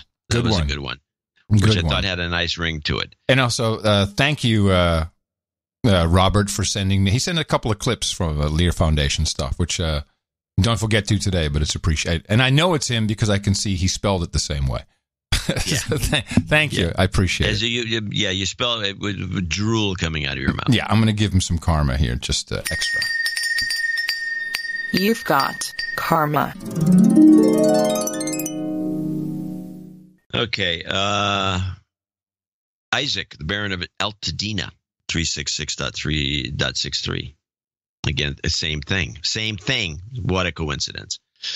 In my tradition of donating to 666-777-888-999, I missed 1010. I'm making this donation for the 1111 show via PayPal, 1111 times 33, 366.363.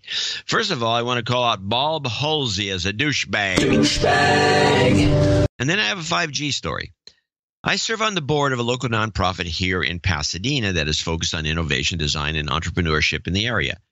Towards the end of 2018, we received a random $7,500 donation sponsorship from one of the big four telecom companies. As a nonprofit, we are grateful, and we set up a meeting to talk about how they can participate in and be active in our nonprofit.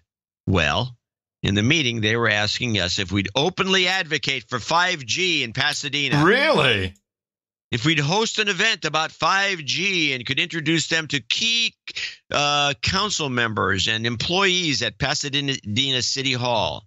Can you imagine? He continues. Can you imagine that these jabronis are selling out $10,000 worth of donations all over the country to shove 5G down the throats of citizens? By the way, if they're going to go that way, tell them to say, hey, you will do all that for you, but it's $75,000, not $7,500 for those services. Right? Yeah. Please give me some jobs karma for my new startup, salesinsider.io. Salesinsider.io, a job marketplace for software sales reps, and a Rubblizer random numbers jingle. Oh, that's what he wants. Okay. Needs job karma for a random number. I don't know what that is. I know what that is. Keep up the good work, gentlemen. P.S. This is good to know. Show 1092 is probably the best show you guys ever produced. It covers everything. It would make a good rerun. 1092 was Pros from Dover, and that was, what was the date on that? December 7th? I don't remember. I will go re-listen. We'll do a show, and then Tina will say something about it after the show. I don't even remember what we did on the show. My head is just so full with show. We do a lot of shows. India, Tango, Mike, stand by. 33, 33, 33. Rubblizer out. Jobs, jobs, jobs, and jobs. Let's vote for jobs. You've got karma. Okay. Now we have Sir Milkman. I went to the mailbox because I'm trying to find William Cameron's email. Sir Milkman sent a note in. He actually sent a bunch of stuff. If I can't find my glasses, I can't read the note. There they are. It's hard to see your glasses. You can't see anything. Here we go. And this is interesting. He sent first he had an old airmail envelope, and then he's typed out with a old typewriter this note on some really old crappy paper. And then he also sent a whole bunch of stuff in a giant package. He was wondering if this was going to get there by today. We got lucky. I picked it up. Enclosed, you will discover some fine relevant materials for your archive. And he sent it to the right guy. I'm certain that beyond the immediate sense of pure delight spewing forth from your very being, having received these generous totems, they will be placed into the reliquaries. I don't know that word. Waiting for the admiration and worship of the onlookers. By the way, his donation is for $333.33. He's in Pasadena. And here's what he sent. He sent a self-published material on heritage nukes called Atomic Bombs. And it's a big, thick thing. And it's all this declassified information about the first 2 atomic bombs and how you make one. Oh. Probably get me in trouble owning it.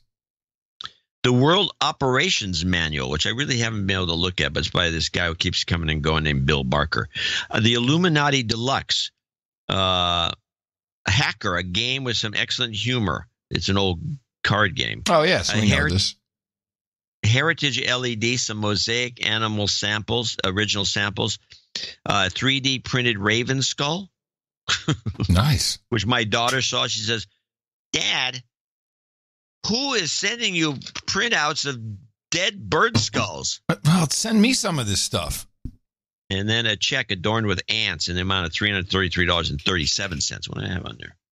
Yeah, I probably put it wrong when I put it in there. I hope that these items meet with your approval. If there's been a packing or shipping error, please bring it to the immediate attention of your regional fulfillment center and do not retain the contents. Crate up the items and dump them off the nearest bridge, making sure the local authorities are not following or observing your activities. We've got enough problems without you. Right? Thank you for your courage. Thank you for your courage. He also has enclosed a question authority bumper sticker. You got to send me some of that. That's cool stuff. I'll send you this stuff. Yeah, I'll send you a couple of things. William, you would like to collect a couple of these items. William Cameron, and you're not a collector. Not really, but I like it when people send stuff to the show. I keep all of that. You know, it's beautiful stuff. William Cameron, $333. Now, I don't have a note from him on here, and I'm guessing that he sent something in, so I'm going to do a quick search on my email. You might want to do the same, and you might want to play the Squirrel Mail jingle. Yeah. How come it's not ready to go here? That's I feel very inadequate today. I don't know what it is, but I can't find the Squirrel Mail. I can't find a lot of stuff. I'm out of control. You're giddy. I'm getting jitty with it. Here it is. I don't have anything from Yeah. Squirrel Mail. I found it. Found it? No, I found Squirrel Mail. Oh. Hold on. Squirrel Mail. Let me check. Maybe it's William Cameron. Squirrel Mail. Squirrel Mail. Squirrel Mail. Squirrel Mail. Do we have William Cameron's? No. Do we have it? It's in. I think it's in. Squirrel Mail. Epic fail. We do not have it. Good work. All right. Christopher Logg, L-O-G-G, and says in South Pasadena, California, $333. No note from him. I don't want you to play that again. No, I won't.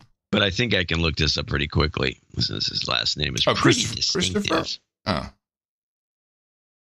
A lot of people just send their cash. They don't send notes. It's true. I don't think we have one. I've not seen this. At least. No, I've not seen it. But if you guys, you're all executive producers. If you have something send to say, it. Yeah, just let us know. We'll be happy to do it. We'll be glad to oblige. Onward to Anonymous in Brooklyn, New York, $251.11. I'm loath to admit that this is my first donation. I'm a freelancer in entertainment and advertising, and the No Agenda show has kept me sane. Listening to you twice a week erects a force field around my amygdala, preserving it as I wade through the leech-infested swamp of cultural Marxism that is my industry. Well described. With the M5M constantly pitting different classes of us slaves against one another, the No Agenda show stands tall as a shining beacon of hope and dimension straddling and okay, let me read that properly. A shining beacon of hope and dimension straddling unity. I honestly consider the show a public health service, and I imagine that the effects of it has on the body are akin to a daily yoga routine or a heavy dose of prescriptions of high blood pressure medication. Perhaps we can get this thesis tested by a university. Please bring some job karma my way. I could really use it. Thank you both for all you do. May you live 1,000 years. All right. I'm going to de-douche him, too, since it's the first donation. You've been de-douched. Jobs, jobs, jobs, and jobs. Let's vote for jobs. You've got karma. Talking about Anonymous. I wonder how the Anonymous lesbian's doing. We haven't heard from her. Oh, yeah. She's been but she AWOL. moved to New York. She's like down the street from this guy. Well, he's in Brooklyn, but she's in Manhattan. Yeah. I do miss her. Yeah, well. She's kind of your got less money than ever. Kind of your fangirl. Yeah. Vanessa Hampshire in Verwood, Dorset, UK, 250. And there's our first associate executive producer. I want to thank all these people. This is really great for the show. An overdue donation from the UK. My father died just last year, and it was a bit of a blur. What can I say? Halfway to damehood now. Love the show. Sanity with levity in a crazy world. Oh, thank you very much, Vanessa. I'm sorry for your loss, and I'm glad that you are still with us and supporting the show. Thank you. And now we got, what is this? Nathan Miller Foster. Nathan Miller Foster. Shall I do one just since it's so much? You want me to read for a bit? Oh, wait a minute. Hold on. I'm not allowed to read. Oh, I see. Okay. No, I said I couldn't get to the bottom. Here's now this is Nathan Miller Foster 22222. Parts unknown in the U.S. Here's 111.10 for each of you and 2 pennies for the jar. Thank you very much. Thank you for your entertainment twice weekly. Sunday and Thursday are propitious days for the show, just as the numbers are important, 33, 420, 69, or the very sacred 1111. So too are days. Sunday is the day of the sun, and Thursday is the day of Jupiter or Jove. The colors are gold and blue, respectively. Their metals are gold and tin. A few shows back, a producer asked the question, what Adam and John thought of Masons. As a Mason, I was pleased to hear Adam thinks that Masons are great. I'm a Mason. I'm also a Rosicrucian. Just as importantly, I am a no-agenda producer who will attain my knighthood in due time. I would like, that's cool. We got these in all the clubs. I would like to put this out there. There's an album by John's favorite band, Tool. Yeah. You'll find that there's a hidden album that can be found by rearranging the tracks of Lateralus by the Fibonacci sequence to create a more perfectly harmonizing album known as the Holy Gift. I've heard of this. The track order tells a different story than the factory-produced one, a story that tells of present moment-based living and consciousness expansion, as well as holistic living in harmony with other humans and even spirits. I'm writing a book, which apparently you've sent as your donation. That's right. I wanted to read this letter, but I wanted you to have queued up the theremin. Play it at your leisure. Well, he's writing a book. Apparently, he's already sent us the first chapter in a donation note. I'm writing a book inspired by the Holy Gift, which I'm working in to a sacred text that I intend to be used at the visionary artist Alex and Allison Gray's Chapel of Sacred Mirrors in New York. Wow. Part of what keeps me happy and sane on my path of such a monumental task is the fact that the No Agenda Show, your balanced look at the heavily skewed media, does wonders for the soul. So thank you both and all the knights and dames out there, as well as the myriad producers, for helping to make my writing of this book an inevitability and as a tool to help humanity. I'd like to give out a shout-out to Dark Journalist and Olivia of the X series, which you can catch on YouTube most Friday evenings. They're doing the lion's share of cutting-edge work on the UFO files and secret technology, right up there in quality with Giza Death Star and Dr. Joseph Farrell, and, of course, No Agenda.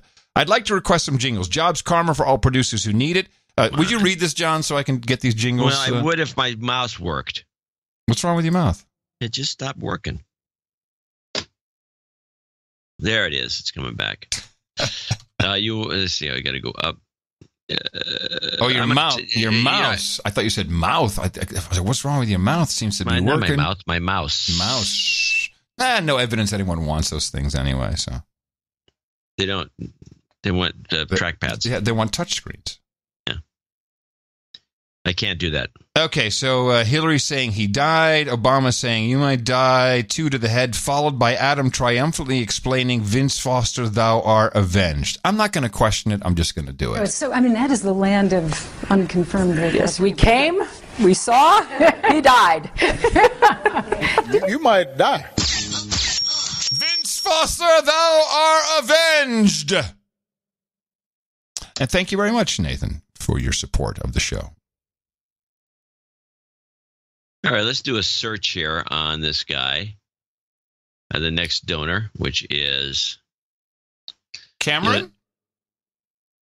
No, I have Cameron Dodd as the next with $220 from Pearl in Texas. I'm sorry. No, I've got, Okay. Yeah, Cameron Dodd. Yeah, I don't have anything from him. I'm looking, but I don't see any. Oh, I do, actually. Hi, John Adam. My wife Abby and I are expecting a new human resource named Liam in the coming days. Please send some new human resource karma. I've been listening to the show since my junior year in high school.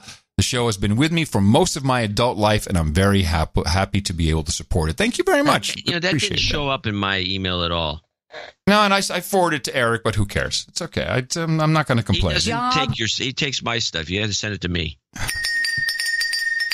He gets too many double forwards. Hey, would you stop talking through people's karma? Okay. You've got karma.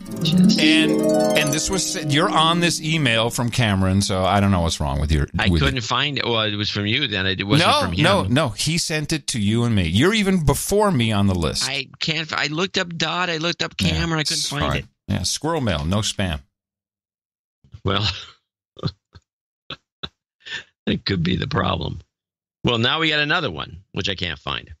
No, we have Vasilios Plangentis from Annapolis, Maryland. Oh, it does say, please see email. Yeah, hello. What do you do when you prep in the morning? Do you look any of these emails up? Or is it just do it all on the show? I do before the show, but then I when you see, like, it looks like a field, like you just did. You exemplified the problem. You said, I got to find the email. I said, no, it's right here. And then you realize it says, please see the email after the fact, which is what makes it very easy to miss. Okay.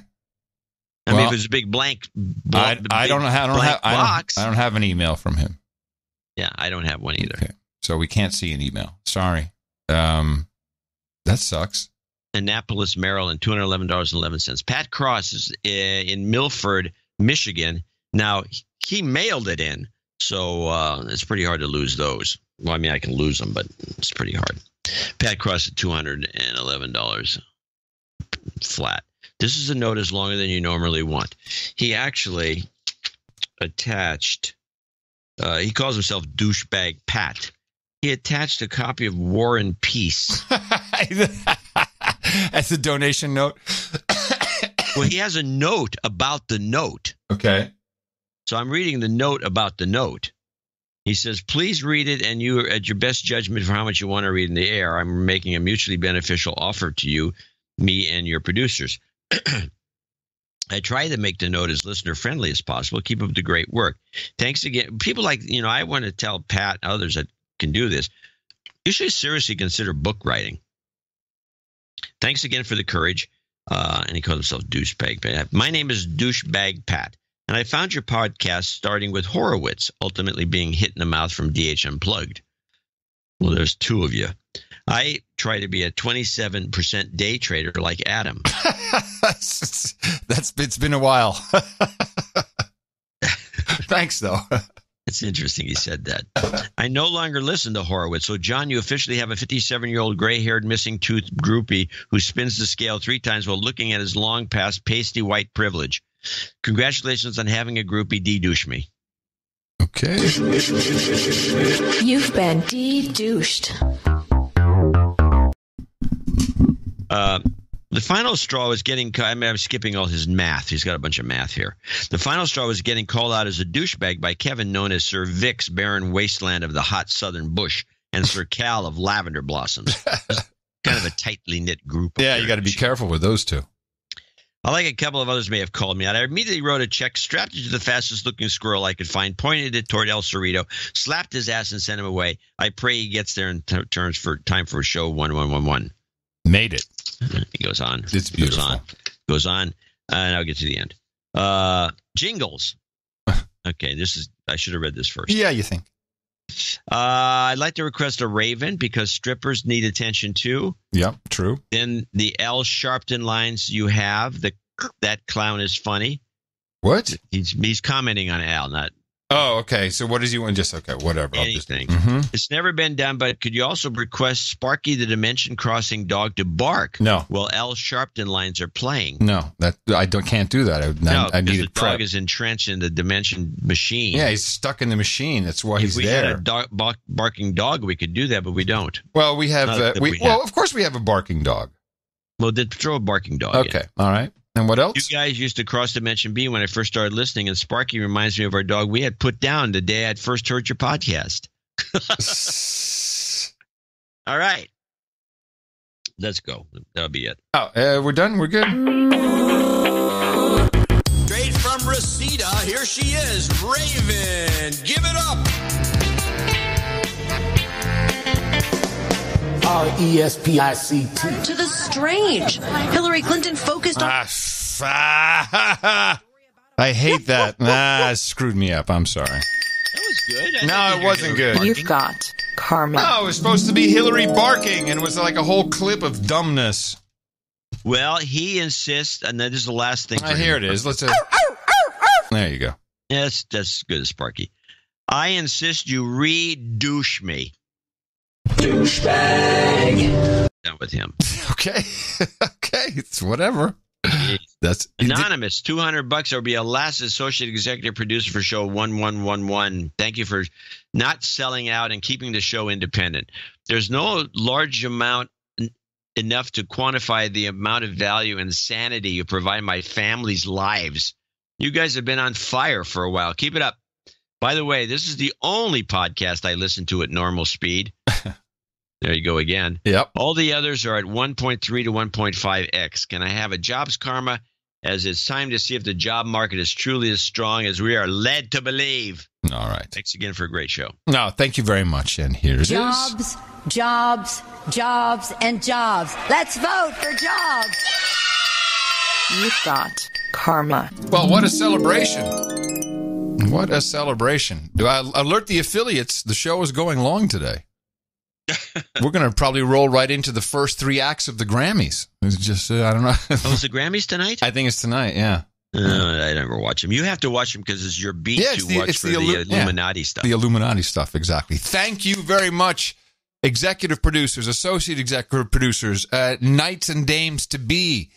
This is, it's always beautiful to see and although it'd be nicer if it was balanced so we had, kind of the same length of donation segment on every show, we totally understand these special number shows, and the fact that everyone gets in on it is just incredibly appreciated. That's how the value for value system works. We'll move forward for this for a while. We have more people to thank. There were some other 1111 donations. We'll get to those later on in our second segment. And yes, there will be another show, and we'll bring you more media deconstruction on Thursday right here. The support goes to Dvorak.org/NA. Okay, if you don't know it by now, we got a formula. Go out there, propagate it. Our formula is this. We go out, we hit people in the mouth.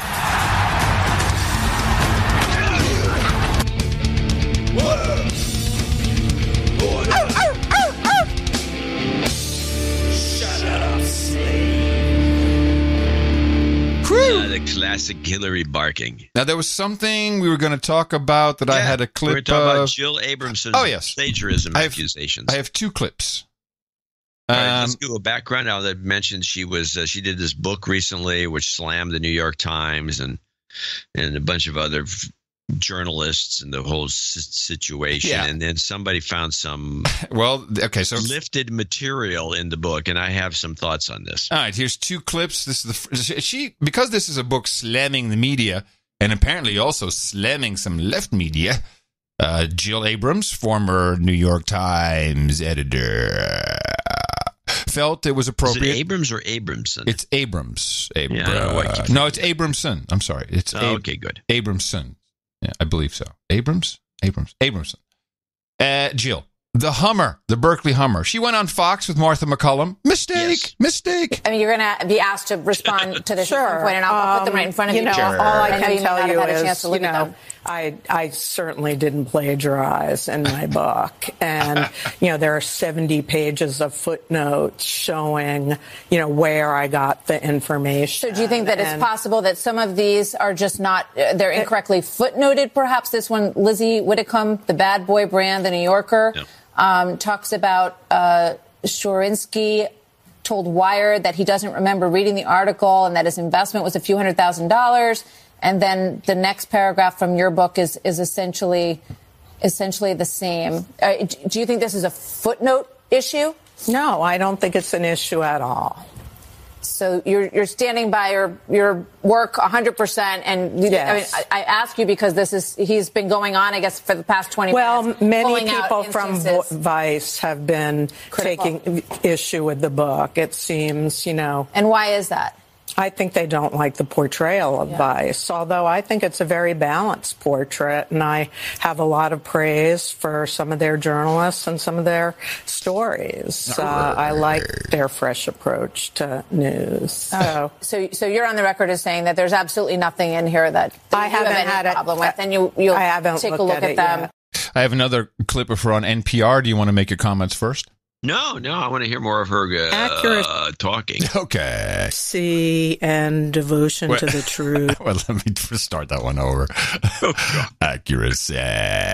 She doesn't. No, when she's the humming part, she only really does the vocal fry when she's really relaxed.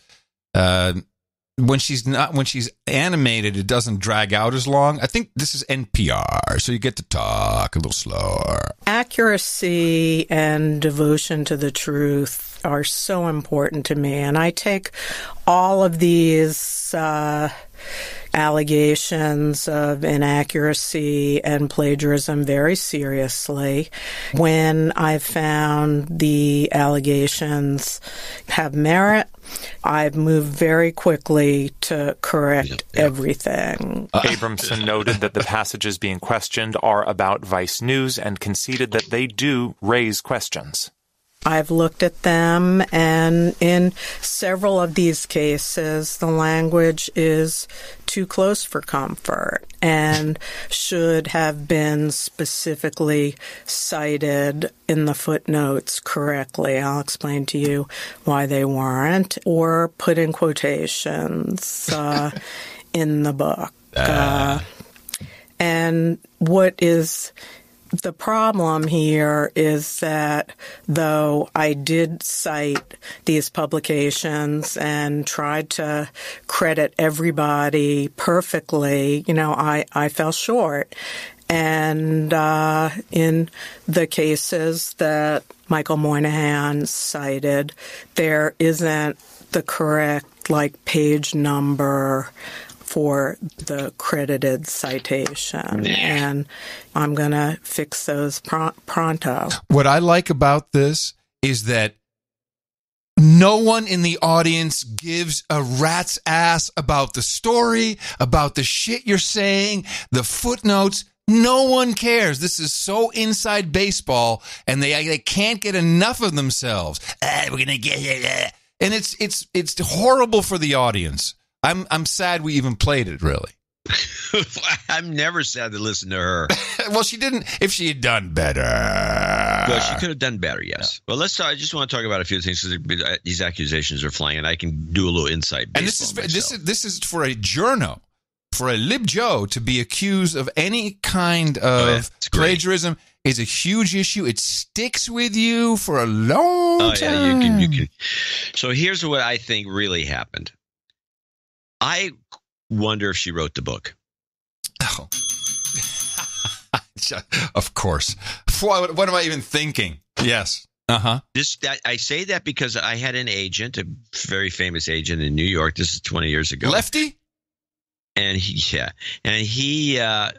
put some book out, some philosophical book out, and he got busted for plagiarism. It turns out he didn't even write the book. He's a writer. But a lot of writers don't necessarily write something when they don't have time or they want.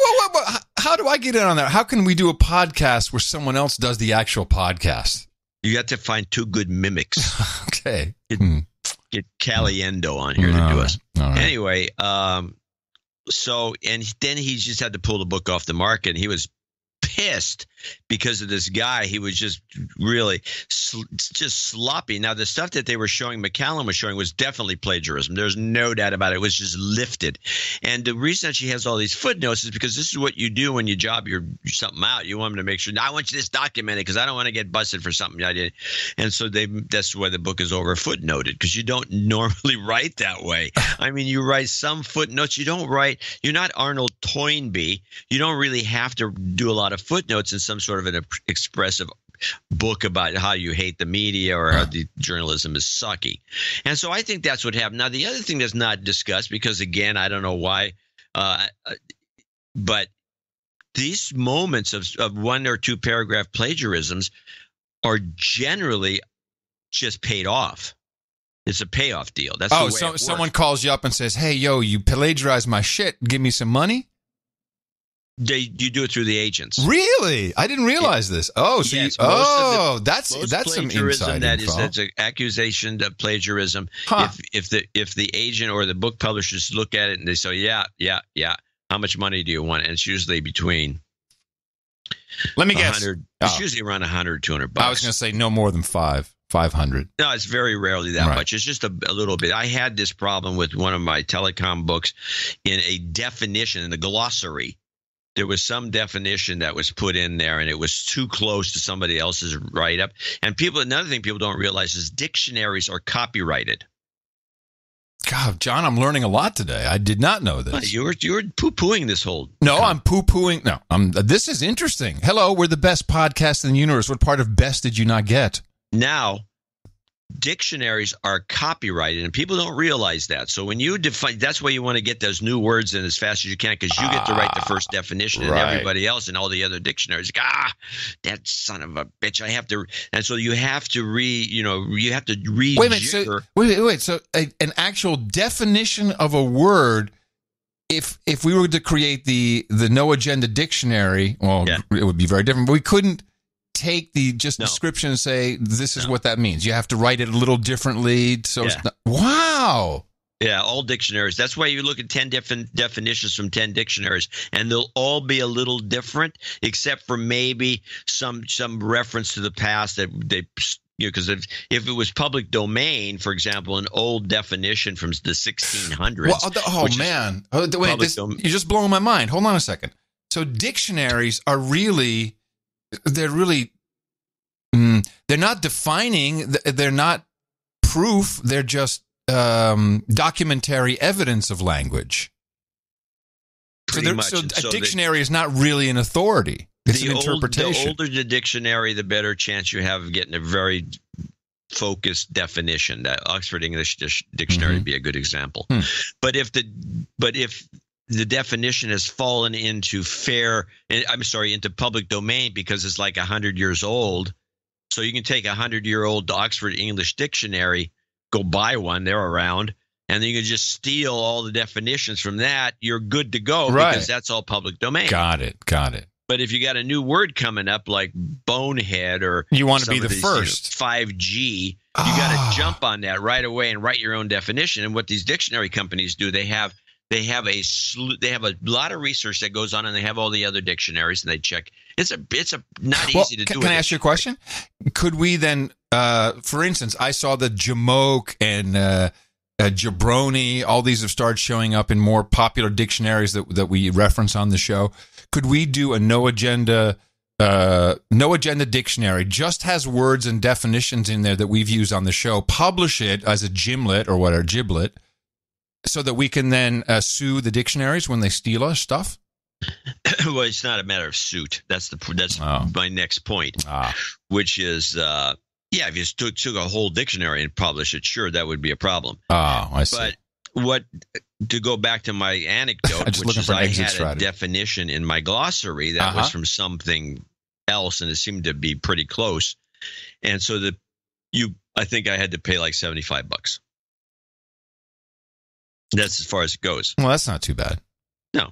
And so you give them the $75, which is the license. You're basically now, the $75 is for a license. One time, lifetime license. To use that in that book. Yeah, I can't do it again. No. But in that book, it would be 75. So you pay that, and that's what the situation with Jill's little plagiaristic paragraph. That's okay. So that's something very different. Oh my goodness. So that would have been. I looked at that graph and the one she wrote, and it seems to me that was probably $100, maybe $150. To get them to say, just I mean, the embarrassment is still there, and the whole book may be riddled with this stuff, which is what happened with my agent's book. He had to pull it off the market because it was riddled. Because the guy who actually wrote the book was just stealing everything, and he didn't know any better. And I think, by the way, with today's youngsters who aren't taught anything, they don't know anything. I think probably don't see it as wrong. You're always taking a risk when you're hiring these kids. They don't. Yeah, they don't understand the true concept of copyright and plagiarism. Probably, it's the internet is based on copying. That's what it is. A copy machine. Yeah, everything you do. Yeah, is a copy. Yeah. You send me an email. Copyright violation. Yeah, machine. Tool. Yeah, that's right. Copyright violation swamp. That the internet is literally based on copying data from one point to the other. Yep. Oh wow. It's not like you brought down that web page and now the server's empty. Right. Yes, exactly. So I thought these things needed clarification because. Thank you. That's very good.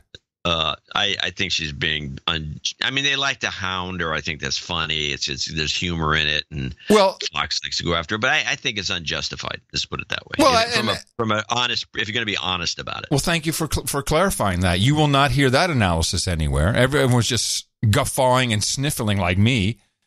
Now we know exactly. So it really is. They just hate her. They hate that she did anything that even slightly negative, and they just jump on her. But it's really Miranoka.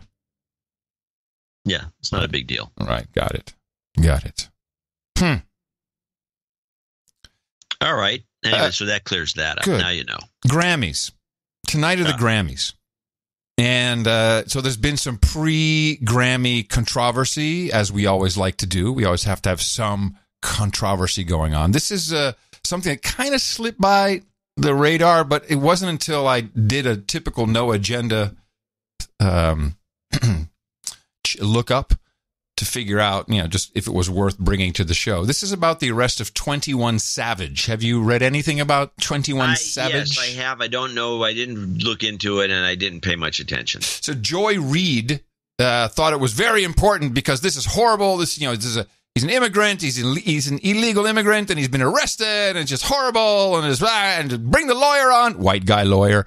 And I cut down like 8-minute segments to a minute and a half just to give you a taste. Is there any background on this? Because I don't think anyone knows what we're talking about. Well, the clip is the background. Okay, good. 21 Savage is an artist. He's a performer from Atlanta. He was arrested by ICE because he's here illegally. Just days after delivering that stinging critique of Trump's immigration. Oh, I'm sorry.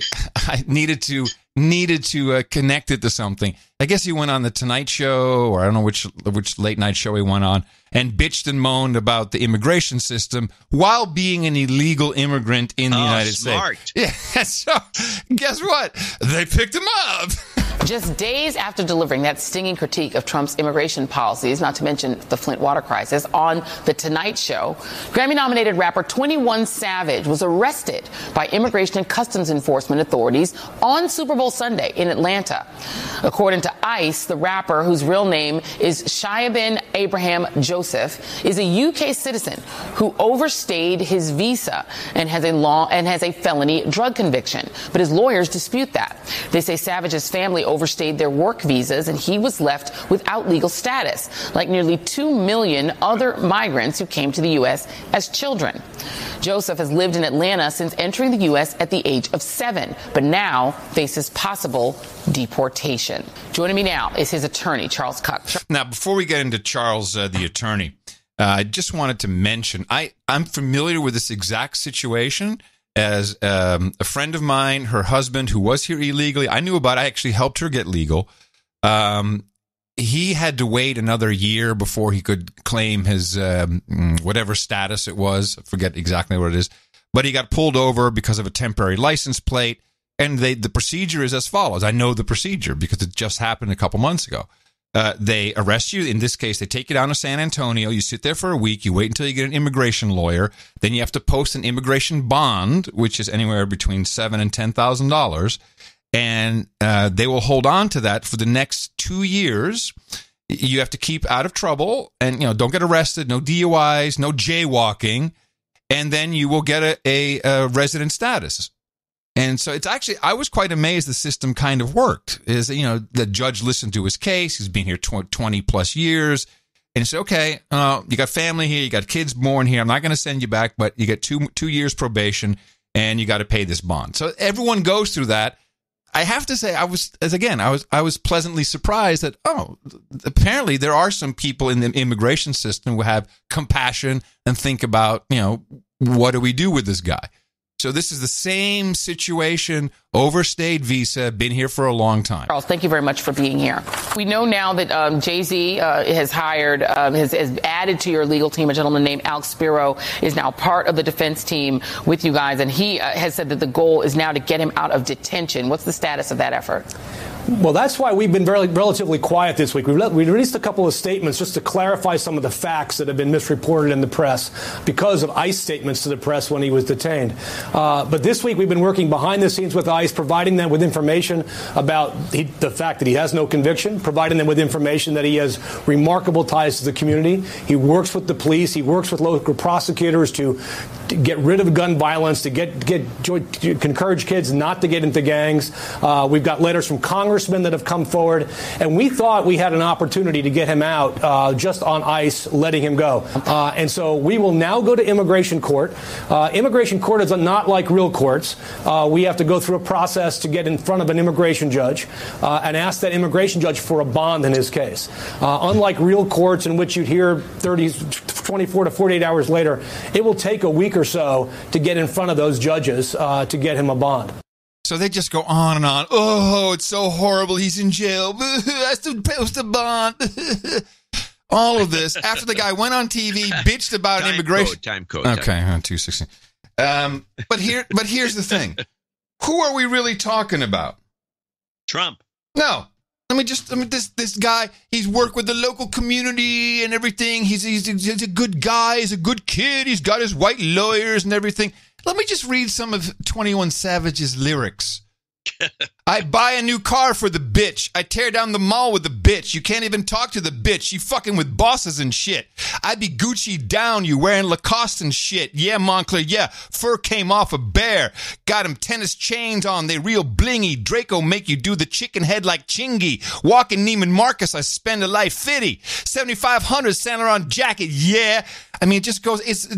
It's all like fucking bitches, Gucci's. Oh, here we go. Yeah, dog, or yeah, no, dog, yeah, for real, straight up, out the 6. Now got a house in the hills, dog. Want to see a body, nigga, get you killed, dog. Want to tweet about me, nigga, get you killed, dog. Killed, dog. This is what we're arguing about? This upstanding citizen? Get out of town, Joy Reid. And you look at any of his lyrics. That's what it is. It's what it is. And here we have to get an immigration bond. Meanwhile, this poor sap who's got suckered into construction 2 decades ago when it was all cool to come across the border. He gets the same treatment. Jeez. I get a little worked up about these that was good. Figureheads of the community. We start reading more rap lyrics when we talk about these guys. Whoo! Alrighty then. A lot of it's pretty hateful. What, his lyrics? Yeah. Well, there's a lot of hate about America. I'm going to lead you into your clips because I saw you got them. I'm very curious. AOC, she's done a number of interviews, and I know you have a couple, so I'm curious. Well, I have the one clip, that I have the whole clip. Well, at least I have most of it. But I was noticing, especially that it starts right away with clip 1, where she makes this stupid commentary. And I will tell you this is what I liked about this clip. Now, this is like, I don't know whose clip this is originally, but it's not the best. But she went out and talked about the Green New Deal with a bunch of old white men stooges behind her, nodding their heads. And she's going on and on with her bull crap. She's full of it. And the thing is that this good stuff, which is in this first clip, Democracy Now!, CBS, and all these guys from the most lefty Democracy Now! To everybody in between. Maybe Fox played it. I'm sure Fox did play it. I'd be surprised if they didn't. They all assiduously avoided this little thing that's right in this particular clip. You'll hear it in there, and you go, what is she talking about? So incredibly excited that we are going to transition this country into the future, and we are not going to be dragged behind by our past.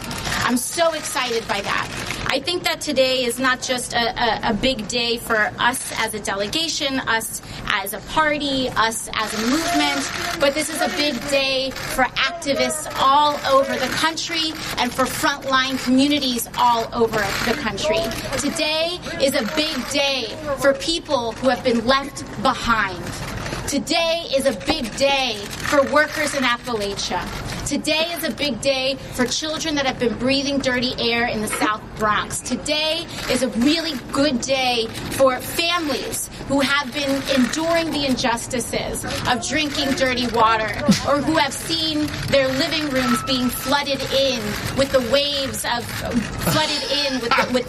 of rising sea levels. Wait, I want one of those families on the show. Hold on a second. The sea levels. What? Flooded. Their front rooms are flooded with the rising sea levels. These poor people. Before you continue, just so we understand what happened with this, the launch of this Green New Deal was a little confusing. First of all, we read the original Green New Deal before she was even before she was sworn into office. It's been on her website, but now we have a new Green New Deal. Yeah, it's new. And the new Green New Deal is an actual. Now it's not law. It's not a bill. It's a resolution. Right. And the resolution itself. This is like if we watch C-SPAN all the time. Resolution. I resolve to call the post office in Berkeley, California. It's not even like that. It's like it's not even like it's that. like the United Nations crap. It's like we resolve. It starts with agreements. Like, we agree that climate change is real. We agree that we have to, keep CO2. We have to keep temperatures at 1.5 degrees in the next 10 years. Therefore, we resolve that. We will do our best to write laws and stuff to make that happen. So it's a resolution, which is, there's no law, nothing's, and I haven't heard anyone say that properly, really. But the thing that happened is they released an FAQ, a frequently asked questions. And it immediately got doctored, redistributed, put in farting cows. There's all, the stuff about Thank you, Internet. We need to have people who, we need to be able to pay for people who are unable to work or unwilling to work, whether it was original or doctored or not. And that everyone, included Tucker Carlson, is like, bro, this is what it says, and this is what. Just look at the actual document. The resolution is a bunch of hippy dippy shit that doesn't make any difference. It's just positioning something. And it doesn't say anything about the farting cows or paying people who are unwilling to work. None of that is in there. So you've all been had. Or the piss recycling. Now, none of that is in there. My favorite. But the internet just went, and the machine. It's exactly what happened. The machine went nuts over it. But it was all about the FAQ. And you could see like these different copies floating around. It's like, well, the joke of it, though, is that this little moment of her kind of stammering and talking about people's front rooms being flooded by rising makes tides. it better. It makes it better. But it's like, why wasn't anybody talking about this? Well, I have an answer to this.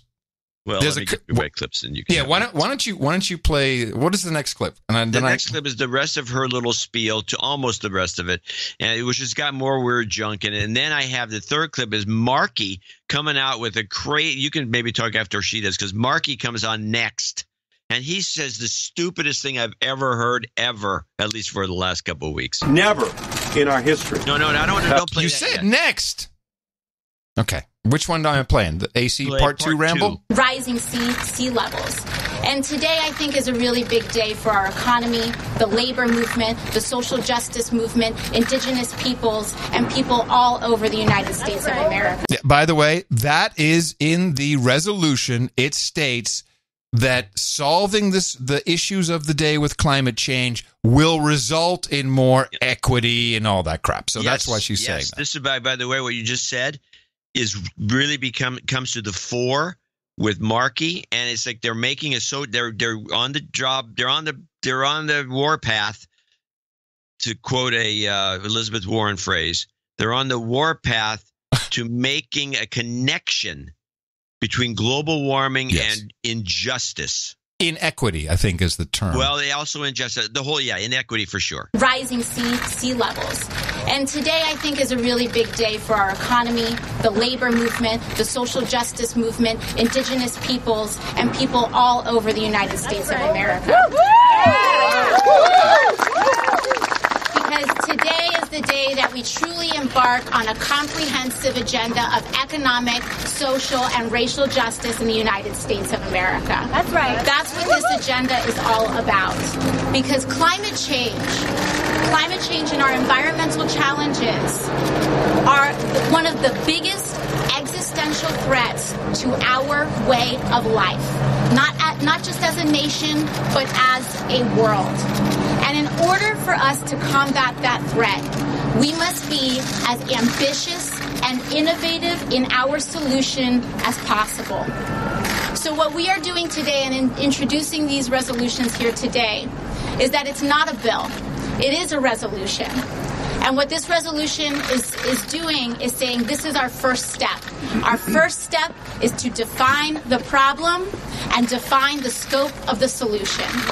And so we're here to say that small, incremental policy solutions are not enough. That's right. They can be part of a solution, but they are not the solution unto itself.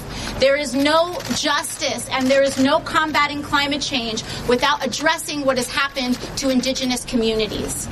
That means that there is no fixing our economy without addressing the racial wealth gap. That means that we are not going to transition to renewable energies without also transitioning frontline communities and coal communities into economic opportunity as well. All right. Now, if you want to give your little analysis, but I do have one little clip, a 3-second clip to play as a potential ISO for the end of the show. When does the Ed Markey thing come in? That's after you make your comments. No, it's not. Okay, what's the ISO? Okay. Well, let's play the ISO first. Yeah, maybe. That's the end of the show. Yeah, okay, here's Markey. Now, Markey, I think Markey is a complete freak, and I think he does a better job of creating a bull crap kind of, connection between one thing and another, and he keeps doing it. He's more political than she is, and it's probably I think he's totally off the wall here, but play this. And he's the co-sponsor of the resolution. He came up right after she was done. Never in our history have the interest of all Americans been so united on a single issue: climate change. From the air we breathe, to the jobs that employ us, to the neighborhoods we live in, to the economy we operate within. Climate change defines our existence. Global temperatures are the highest in recorded history. Wealth inequality is at its highest point since the era of the Great Depression. The erosion of our coastlines, the erosion of the earning power of workers, the pollution of our planet, the pollution of our democracy by big oil and Koch brother financing. The interrelationship of these ills and injustices is undeniable. But the challenge is not insurmountable. Are you ready for my, quote, little analysis? Or can you imagine, by the way, yes, I wanted to hear it, but he makes it sound, I don't know about you, but I can go weeks and weeks, except for this show, maybe, but I could go months and never get into a conversation with anybody that I know or meet or talk to at the grocery store or any place else where climate change comes up in the conversation. No. It just doesn't happen. He makes it sound like that's all that's going on. Oh, my God. Okay. I'll analyze that part first. Here is what is happening. The climate change, just as something by itself, let's call man-made. You wouldn't even have to use man-made at this point, except for the fact that there's apparently a man-made solution to it. This is what we've been told, is it's our fault, but we can solve it by producing less CO2. That's the basis of the argument.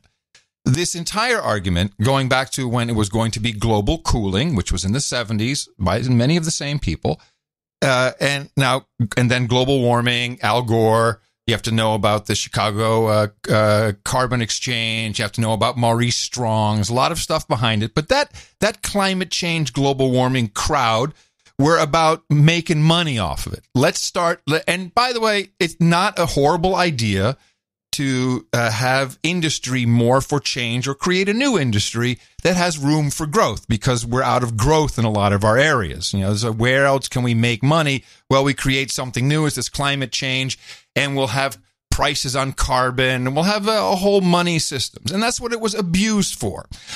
Now you have this whole generation of kids who've been told we're all going to die, we're all going to die, we're all going to die, we're all going to die, you're going to die. And we have a report come out just last year that says if we don't do something in 12 years, it's going to be too late, we're all going to die. So people like AOC, not her, the people behind her, the Justice Democrats, the former Bernie bros, they have taken this and they're abusing this climate change to say, oh, no, we fix this and we know how to fix it because it's something that men can fix. Man can fix this, then we will fix all the injustice and inequity that you have, all you horrible, sad people who vote for me, because if you have some kind of inequity in your life, if you're a victim of something, and we solve climate change, it's going to solve it for you. Neither of these parties, AOC doesn't really believe we're going to die. She really doesn't believe that. But this has presented a big problem. You heard Markey say, it's the warmest ever. No, bullshit. We just heard that 2018 was the 4th warmest year on record. Now, is this celebrated worldwide by saying, holy crap, it went down. It's working. It's working. We're going to live. No, it's just a blip, anomaly, but it's still the warmest couple of years. No one wants to tell you the truth. But here is the big problem. The climate scientists and the climate scientific community, apparently 97 to 98 to 99.9% agree that this is happening, and it's done by men and women and people and horrible humans. They are fucked, because now we have 2030 is 10 years away, and they're still going to be around when we don't die. And people like AOC who are saying, who are really bringing it home. They're making it very visual in a lot of cases. You just heard her talk about the sea sloshing through your living room. The climate scientists are going, oh, man, we're going to look pretty stupid. This report from our own people came out just last year. It says, if we don't fix it by 2030, it's over. We're toast. We're done for. Now, they don't really believe it either. This is why, you identified it first, it looks like they're starting to walk it back a little bit. The scientists are starting to walk it back. They're walking it back in little bits, little pieces, all over the place. Clouds, it's a little harder to do modeling. Well, Alec Baldwin had 2 of the top U.S. climate scientists on his show. And his show, I'm going to call it a podcast because... It is a podcast, isn't it? It's on the NPR station in New York. Yeah. But as far as I'm concerned, it's a podcast. And I pulled a couple of, they're all relatively short clips. But just some of the insanity and some of the things you hear them say, I think shows that they're kind of a little more open-ended now. And I think we're going to see a lot more walking back of this, just how horrible it is. So this is Kate, what's her name? I'll look it up. We play. She's the one that talks the most. How much of it is some cyclical geologic history? And even if the contribution we're making is just the one straw that breaks the camel's back, isn't that enough to get you to want to curtail our behavior? I think that's actually a really good question. I'm glad you asked it. Because people keep telling climate scientists, like, oh, the climate's always changed. And we're like, we know, we told you that. Now, first of all, her name is Kate Marvel. And she's very arrogant to say this right off the bat like that. But okay. We are essentially the people who study that. We figured that out. What percentage of the warming right now are humans responsible for? Over 100%. 100%. No, over. This is a scientist. I missed that. Yeah, because you need to be quiet when I'm playing clips. Over 100%. She'll say it not once but twice. What percentage of the warming right now? You're playing my clips. Your clips? Anyway, go on. What do you mean your clips? But wait a minute. Let's stop right there. This is my clip. What are you talking about? No, I'm just saying when my clips are playing, you talk over them, and I can't really do much about it. Stop anyway. That's beside the point. The point is, for one thing, I missed that. Because I listened to the beginning of the show, too. I couldn't stand her because she's so arrogant. And this other guy's the dean of science. I didn't even know this science has a dean, but okay, he's the dean of science at Columbia. I missed that because that is borderline clip of the day stuff to say, and she's a physicist. Yeah. To say over 100%. I would take my borderline then. How does that even work? Well, she's a scientist and she's saying over 100%, and she's doing it with authority. Well, she's one of the top U.S. climate scientists there is. So now that you bring it up and I catch it now, I'm very appalled. We are essentially the people who study that. We figured that out. What percentage of the warming right now are humans responsible for? Over 100%. Humans are responsible for more than all of the warming, because if it wasn't for us, the Earth would be cooling very slightly. More than all of the warming. We're responsible for more than all of the warming. I mean, what is that? What is that? It would because of what the sun's doing. The sun is getting ever so slightly weaker. So yeah, if it wasn't for us, tiny variation in the sun's output would be making it colder. That's the first I've ever heard it put that way. The sun is actually getting a little bit weaker, she says, which I've never heard anyone say. And if it weren't for us, it would be getting colder. I think there's some takeaway there.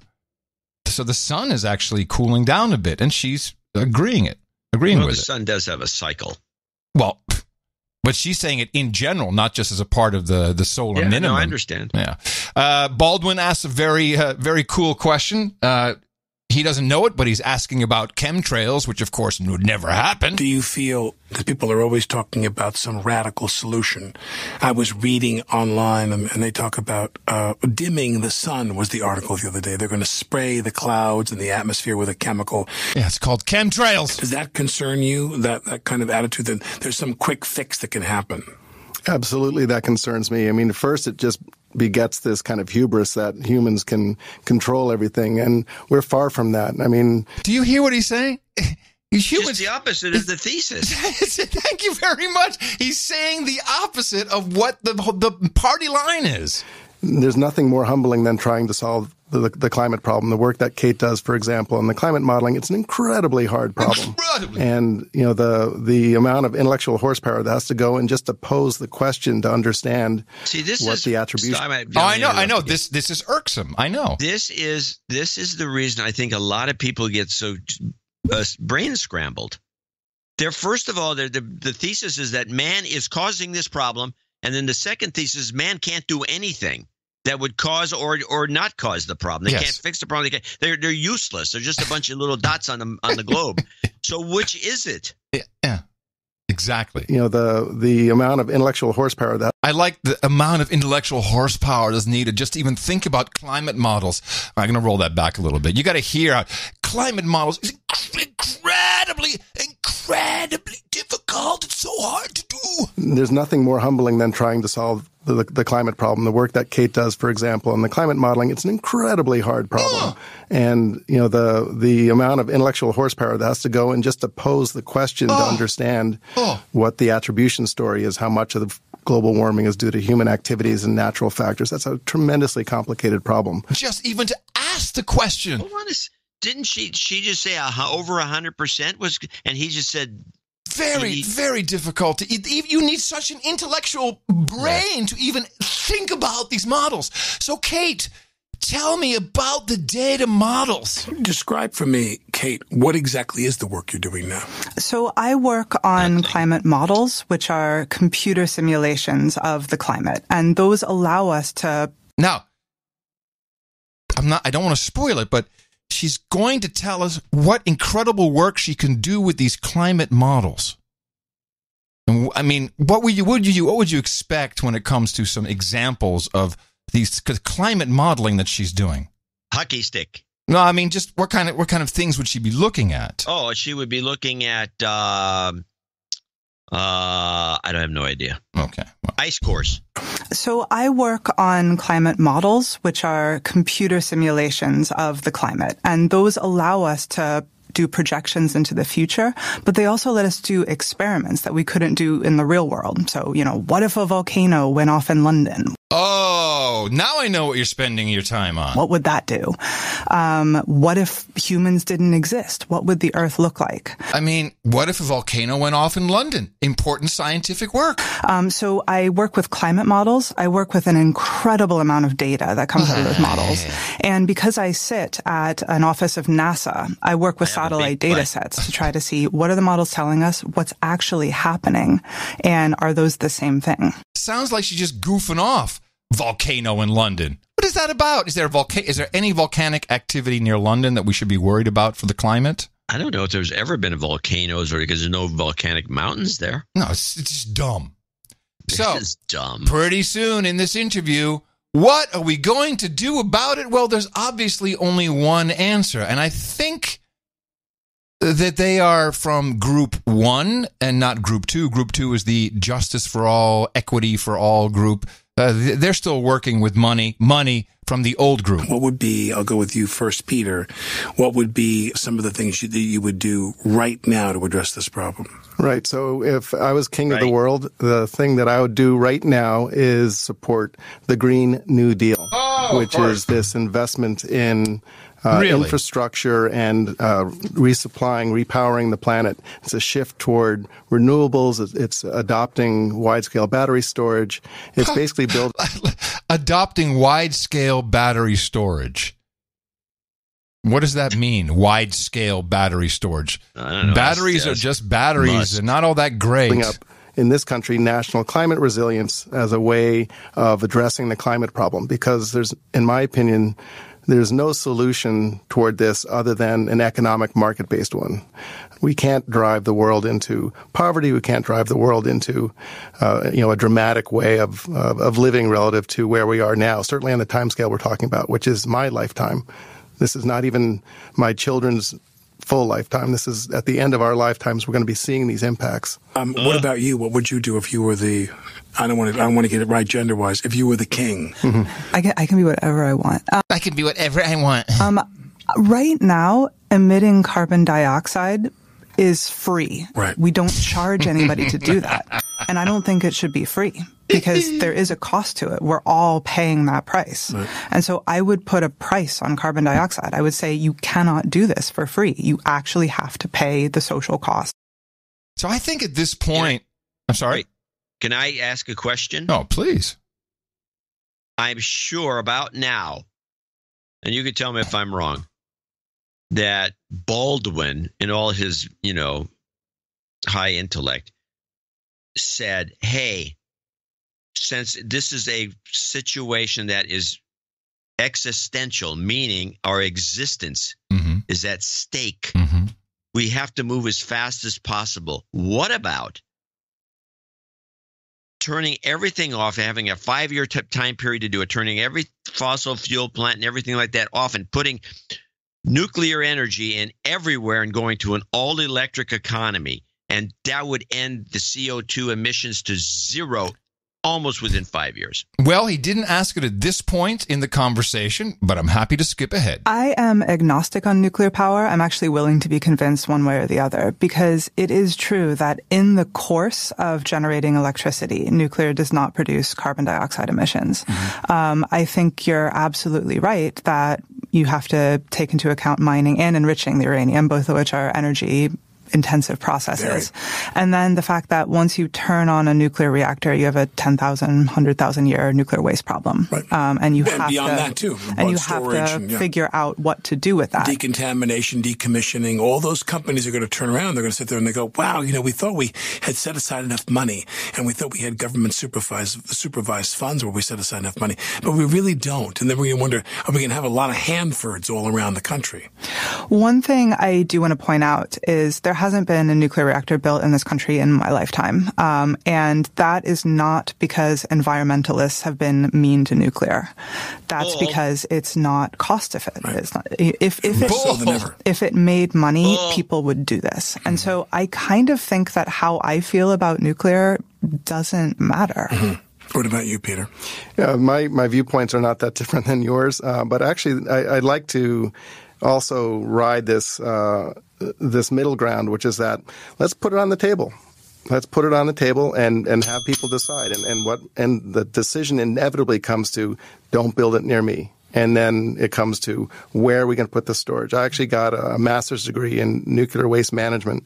And one of the results of my study was that we had no place to bury these. The idea was to try to pursue undersea storage. They're just leaving it in the tanks in the water on the site. Exactly. And so it's a mess that's not cleaned up. And the failed Yucca Mountain storage facility is a classic example. It's a dead issue. They're never going to come back on it. Right, exactly. So here we gave our absolute best effort, our top scientists trying to figure out where to put this stuff, and they couldn't agree.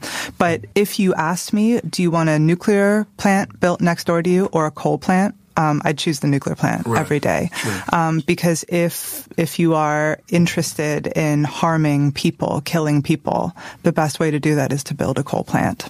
So I found this very enlightening. I was saving it for the last because you never hear them say this. They're poorly informed. Clearly, they do not know that modern reactors actually reuse their own waste. So they're all misinformed on that. But I think it's also part of, we should not we can't really be telling everyone we're all going to die because we're really not. In fact, I think this, I'll just make this the last clip. This kind of proves that they know they're full of shit. I mean, the Earth's a rock, right? It's a really... Oh, hold on. Whoa. Did you hear what the physicist said? The Earth's a rock, right? I mean, the Earth's a rock, right? It's a really special rock, but the Earth doesn't care about climate change. It's still going to be here. And I'm not sure that climate change is an immediate threat to human existence, but I know that it is an immediate threat to human happiness and human civilization. And so a lot of times... It's an immediate threat to the way we live now. For sure. 100%. For sure. And a lot of times people ask me, are humans going to be extinct? Are we doomed? And I kind of feel like, we're probably not doomed, but I have higher standards. You know what I mean? If that's the best thing you can say after a day, you're like, I didn't go extinct today, then it wasn't a good day. Row, row, row your boat backwards up the stream. We're not going to die. This is the top client side. It's less happiness. Oh. Well, okay. This to me is the evergreen clip forever. We're not going to die from this. No. I don't want to look that stupid in 12 years when I'm still around and we're not dead. No, we'll just be less happy. Well, that's kind of what happened with all the guys who were all in with Y2K. Because it was really within just a few years that they had to eat their words. Mm-hmm. And I have a friend who was one of them all in. And it wasn't like they weren't sincere. That's the thing with the climate change people, too. I disagree that Cortez is insincere, for example. They were all sincere about Y2K. They were making a lot of money. Same thing. You make a lot of money. You kind of convince yourself that what you're doing is you can be sincere by all the cash you're making. But if you like a year after the whole thing was over, you'd run into one of these guys and write them a little bit about this. Holy mackerel, did they get angry? Really? Oh, it was like, holy, okay, hold on. Well, Jeez, this is it up. Well, this is the model. So here's the model. Because I know there's plenty of people who say, yeah, because we spent all the money, we did all the work, we saved the world from total disaster in Y2K. I'm sure that's the story with most of these people. Well, I think you hit the nail on the head with the idea that this year is not the warmest. No, fourth warmest. Because you can now start, this is your excuse to start backing it off. All the things we've done, all the good work we did, all the cutbacks we made, all the Obama laws, all this stuff has apparently made a difference. Yeah, but that doesn't solve the problem for the carbon pricing people. It doesn't solve AOC's problem.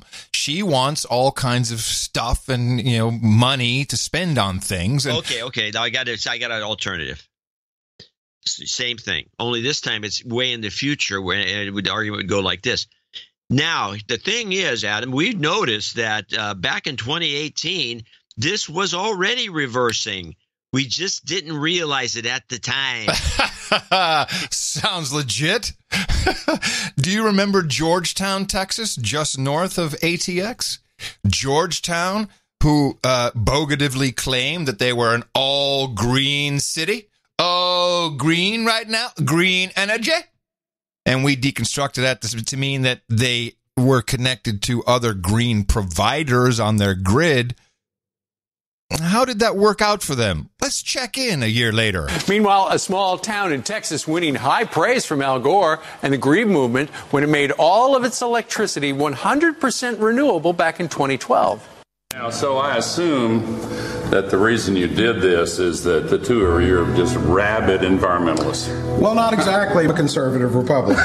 Yeah. Okay. But, our duty to our ratepayers is to provide them with the lowest possible utility costs. And money talks. Well, Al, you're absolutely right. Money talks to the tune of nearly $30 million a year, which is what the city of Georgetown lost when they realized they could not rely on wind for power. Chuck Dvorak is vice president of the... Well, then they go into some douchebag from a think tank. But they wound up paying about $1,000 per family more. Actually, over a 3-year period. So I guess it wasn't just last year. It was 3 years ago. Yeah, so it cost them more. Didn't work out. They lied and they lost.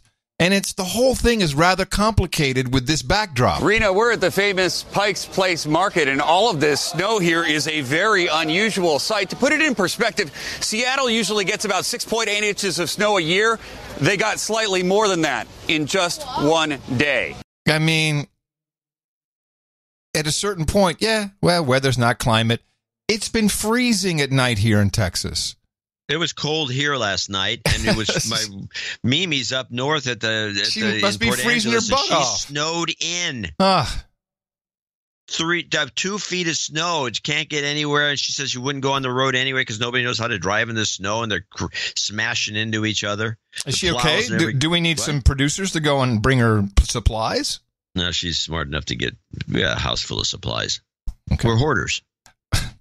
Archivist supplies, 2 freezers. Archivist is my preferred term, but and another thing that's cool is that when it's cold like that, you can put all the milk and a lot of the stuff in the refrigerator right outside. Just put it right there in the snowbank. My question is, who is controlling HARP? I mean, someone's making the weather this way. I just want to know who has their finger on the button.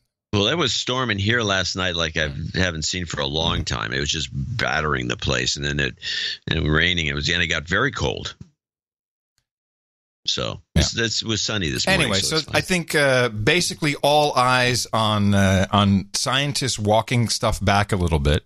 Oh, and I did have one, just a funny kind of thing, because the parents in the Netherlands are starting to catch on. They're getting really pissed off. They're figuring out now that their kids, Brussels is kind of spilled over to the Netherlands. Now the Dutch kids also want to protest climate change, all bundled up in their wool hats and their scarves and their gloves. And this truancy is being promoted by the schools. And parents are saying, well, hold on a second. Why this? Just tell me what's going on. And what's coming to light is this group Youth in Action, which is promoting this, is going to the schools, giving the schools materials. This is a 100% fully subsidized outfit, subsidized by the European Parliament, the European Union, that is Youth in Action, and they are part of, wait for it, the European Solidarity Corps. Remember we talked about them? Yeah. 340. You better remind people because it wasn't talked about recently. Yeah, the last show. 340 million euros in the budget for the European Solidarity Corps. I will read a little bit. The European Solidarity Corps is a professional mobility scheme for young people aged 18 to 30 who are citizens and residents of the European Union. Funded by the EU, but run among others by Pôle Emploi, the French public employment service, and its European partners for the occupational strand, it covers the entire territory of the European Union. Therefore, it offers you the opportunity to go and work in another member state and get involved in paid placements that are useful to people and the community. This is like a protest group that they ship around the whole union. Yeah. And it's really, I mean, you read through this. It's in the show notes, of course. It's easy, useful, and effective. All you have to do is register at the European Commission portal dedicated to European Solidarity Corps. From there, you'll get your armband, your hat, and your secret badge. Doesn't really say that. So these are the people pushing it. It is the European Union who is pushing this. And what do you think they have? What is the point? Money, taxes to get people to buy into the to bullcrap. Get them to buy into climate change more. You know, just that's what it is. The kids are out there. Oh, well, the kids are out. So if the kids are doing it, it must be real. Let's cut it. Do whatever the government tells you to do. Control, brainwashing. Very child abuse. How about that? It's child abuse. Child abuse. All right. You got anything? I got more, but I think we should take a break. Thank a few people. Okay, hold on a second. We should do that officially in the way that sounds the best. I'm going to show my support by donating to No Agenda. Imagine all the people who could do that. Oh yeah, that'd be fab. Yeah, on No Agenda in the morning. We have a few people to thank, obviously, for show 1111. And we'll start with Margaret Schultz over here in San Francisco, $132.32. And she has a birthday call out and some other things. Is there anything here that we should read? I think maybe. No Agenda, filling otherwise tedious BART commute. Yeah. So I'm surprised you can hear the show if you're on BART. Mainly because of the noise of the silent tracks. Christopher Harabaruk in Pickering, Ontario, 12343. This is the square of 1111? Is that true? No, the square of 1111 is 121. Oh, it's close, he says. Okay. Close. I don't know what he's saying here. All right. Philip Veenstra in Chatham, Illinois, 12121. And now the following people, I'm going to read them name and location if I have a location. These are the people who came in with the square. This is the competition between the square of 11 times 11 times 11, the square of 11, which is 121, versus the $111.10 donation. Ready? Yeah, stop at Groenewoud because he's being a knight and I got to read his note. Paul Tittle, 121. Scott Finland. Eric Grunewold. Yeah, here's where we got to stop for a second. He's from South Africa, I believe. First of all, thanks for the 800-plus podcasts I had the pleasure of listening to for the past 10 years. It's a great way to make the hours in the day more enjoyable at work and commuting and staying sane, commercial-free. With this donation, I am finally a knight and a bit over. Don't know exactly how much over as I've been donating via various PayPal accounts. Yes, I would like to be knighted Sir Eric, the Nithrone Knight. Nithrone being the custom motorbike seat cover company that generates the funds for my donations. Oh, Nithrone, hashtag Nithrone on Instagram. For the roundtable, please add boerenkool met worst and karnemelk met suiker, which is some Dutch-ass stuff. Kind regards from Erik Groenwoud, another Dutch member of the Round Table living in Melkbosstrand near Cape Town, South Africa, previously IJzerfontein. Thank you for your courage. And thank you, Erik. And I will put that on the list for you. And we go. We've got boerenkool met worst and karnemelk met suiker. Onward with Christopher Hinkle, Sir Gator of the North Texas Swamps in North Texas. Stan Salisbury Sr., Stan of Kingswood in Gainesville, Florida. Edward Posh in Omaha, Nebraska. Sir Patrick Coble, our knight down in the Murfreesboro area. Sir Robert Bruckner, Baron of the Desert Sprawl. Donald Wolter, Dame Rebecca Foster. Sir Dirtbag Dave. Dennis Brown. Robert Franklin. Hold on, Dennis Brown. This is actually Shyla. She says this donation serves as an early Valentine's gift from my husband. He's an amazing partner, best friend, and father to our 2 girls. I love you, Dennis.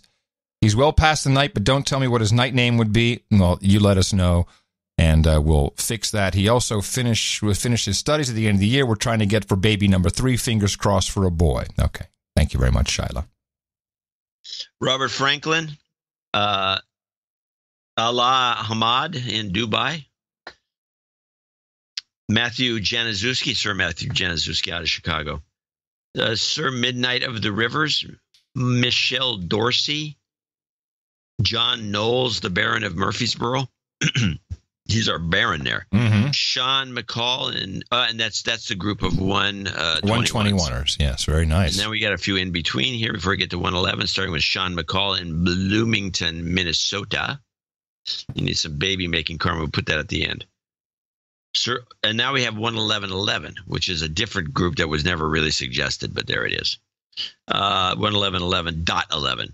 Oleg Rakatini, John Hall, Robert Reitz. 1 second about Sir Oleg. He becomes a Baron today. He would like to be Baron of Tajikistan, which I think is available. Yeah. Okay. Tajikistan. Are you in Tajikistan? I'd guess. love to visit there. It seems possible. Thank you very much, Sir Oleg. We got you on the title change list. Yeah. Sir Rod in Amsterdam. Naomi Curiel in Las Vegas, Las Wages, Nevada. And then we have somebody, we're extremely long note here. Yeah, Tom Biard. He's from Tilburg in the Netherlands. And let's see, he's from Venlo. What else does he have? He's 1111, of course, is a very important number in the Netherlands. It's the Gekkengetal. 1111 is when Carnival starts. It's a very sacred number in the lowlands. I'd forgotten about that. Chris Daly. And Bert Beeves, and these are all 1111.11, and Bert is in White Bear. Now we have the one that was called for, which is the competitor with 121, which is $111.10, which is 111.1. Sir Torlong something I can't pronounce it quite. Torielta. Yeah. But anyways, the Baronet of Sonoma and Glen Ellen. Scott Penton, Scott Moore, Matt Smichinsky, Jennifer Rank. Smichinsky, I think it is. Smichinsky? Yeah, probably. Yeah, I think so. And he's got a birthday. Jennifer Rank, we got a lot of birthdays today. Yeah. Jennifer Rank, Stephen Kunkel, Ryan Brady, Philip Sanders, Sir Tristan Banning in Toronto. Sir Christopher Knight of the Blockchain, he's back. Sir John Fitzpatrick, Sir David Bailey, Ryan, what is this? Golzenleuchter? Let me see. Golzenleuchter, and he becomes a knight today. So congratulations. We'll see you at the round table in a moment. And he's in Bellingham. But these were actually Bailey and Ryan are both 100, so the 111.10s. Ended with I think we're beaten by the 121s. Yeah. Oh yeah, Ned Moore for sure. Yeah, by a lot. So there you have it. for some competition that doesn't exist. Julian Barlow, 9966. This is a new number for me. This is a tits and ass donation. Yeah, I see that. When I look at the number, now I see it too. Yeah. Got it. All right. Thanks. Wouter Janmat. Very good, Wouter Janmat. 8890. Randolph Deidel in Arvada, Colorado, 7373. Michael Astfalk in Berlin, Deutschland. He will become 6882. He will become Sir Michael Knight on the Recumbent as an 1111 euro knight. Congratulations. See you in a moment. Brian Pearson, 6666. Michael Ballard, 6006. Small tits. Dallastown, Pennsylvania.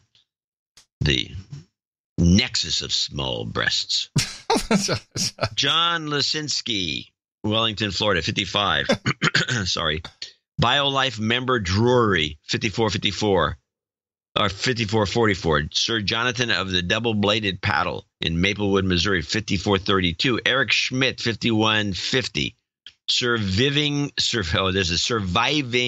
the Media in Sugar Hill, Georgia, 5111. Anthony Rodriguez, Tucson, Arizona, 5111. James Davis, 5051, and he's in Redford, Michigan. Anonymous, 5033, loves the show. Mark Dunford, 5011 in Waco. Baronet Sir Economic Hitman, 5001, parts unknown.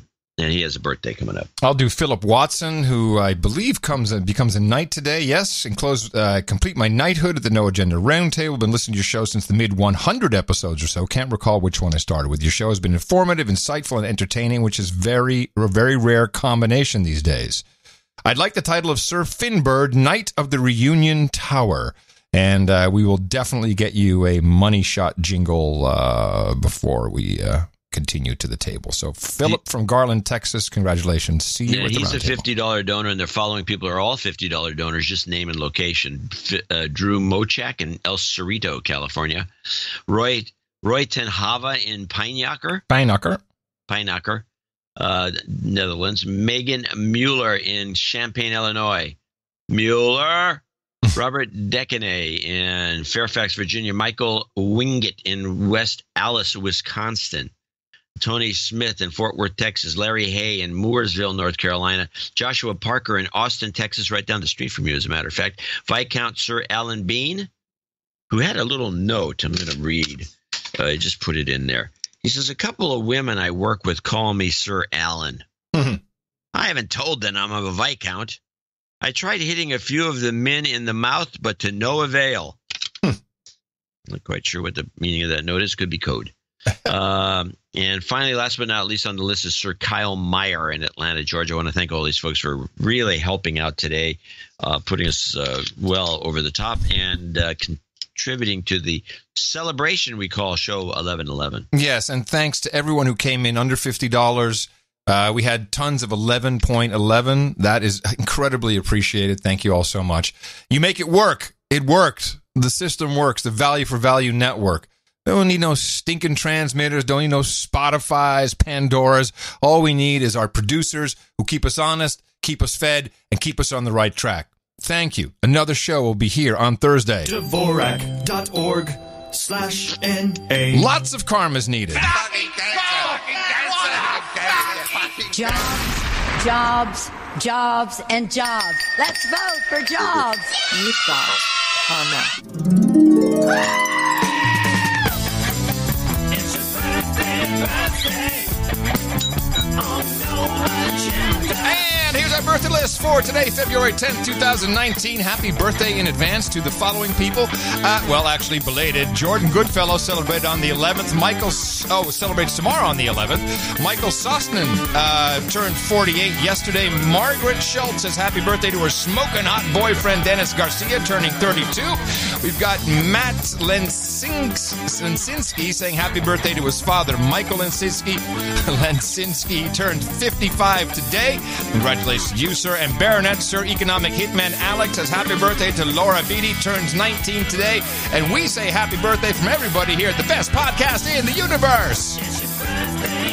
Woo! Ooh, we have 1, 2, 3, 4, 5 knightings to do. So there's my blade. If I can have yours. Yeah, here it comes. Very nice. Okay.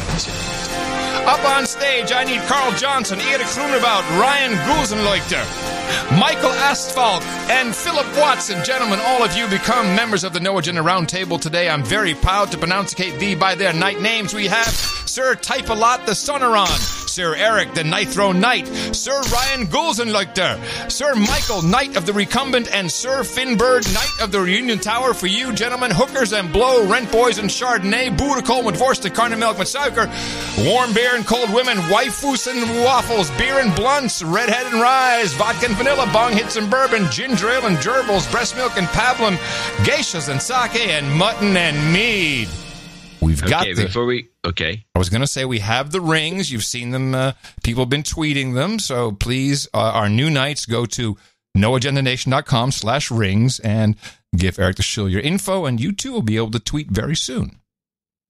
I have one title change. Do you need to do something before that? No, I forget about the title change. Title changes, turn and face the slave. Title changes, don't want to be a douchebag. One today on the title list, the Peerage Committee will now reflect the following change. Sir Oleg Rakitin becomes the Baron of Tajikistan. Congratulations, Baron. We salute you from afar. All right. What did you I got a note in the email from Vasilos of Annapolis, Maryland, one of our associate executive producers, that we couldn't find a note for. And I want to read the note since he's do a note read and a couple of jingles we can throw at the end. All right. And I'll tell you what they are before I read. Okay. Boom shakalaka. I'm triggered, so triggered. I don't even know with that one. I'm triggered, so triggered. Somebody said that as a jingle. Okay. I don't know. Keep going. You might die. And logo yay. Okay. Read the note. Millennial here, first-time associate executive producers. Thanks for my first salary job. Thanks for all you do. Donation note below. Happy 1111. I want to thank you both, the listeners and producers, who support the show. I started listening in around episode 960 after getting hit in the mouth by Reddit. Oh, jeez. I've been hooked ever since. The media, well, at least that got somebody to be interested. What are these guys bitching about? Let me go check this out. The media deconstruction is for my sanity and for my work commute. To all the listeners who are still douchebags, donate. I have used the weekly subscription service to support the show and feel so much happier as a listener. Weekly subscriptions also help the show. And then he's got his requests, and I guess you can drop a karma in on him at the end. Thanks. Boom thanks shakalaka, boom shakalaka, boom shakalaka, and boom shakalaka. I am triggered. I'm so triggered. Yay! Got most of them. Got karma. Close enough. I don't know this triggered one. Yeah. I didn't either, quite honest. Just what? I am triggered. I think that's going to be our ISO for the end of show. Oh. Yeah, no, your laugh was not all that great. No, it was applause. Applause. No, I mean, it's applause for the long 1111 show. I get to determine a few things. Yeah, I know that, but I'm saying maybe somebody could send in $700 and call the shots on these things. All right. Let's see. I do have a few things. Oh yes, this is the future of Austin, people. The keeper and I are looking at moving out. Looks like we're going to be successful. Maybe the next 2 months, moving out of downtown for sure, moving eastward. But I think that Yeah. Is this good? To move, I thought you liked downtown. You could go down, you go to the library, and go to all the clubs, a lot of clubs and restaurants. It's a jumping little area, right? Or no? Well, it depends. If you don't mind being assaulted by vagrants trying to dodge scooters coming up, e-scooters on the sidewalk that you can't hear, and all of a sudden they do, and they brush past you, and you're barely hitting you.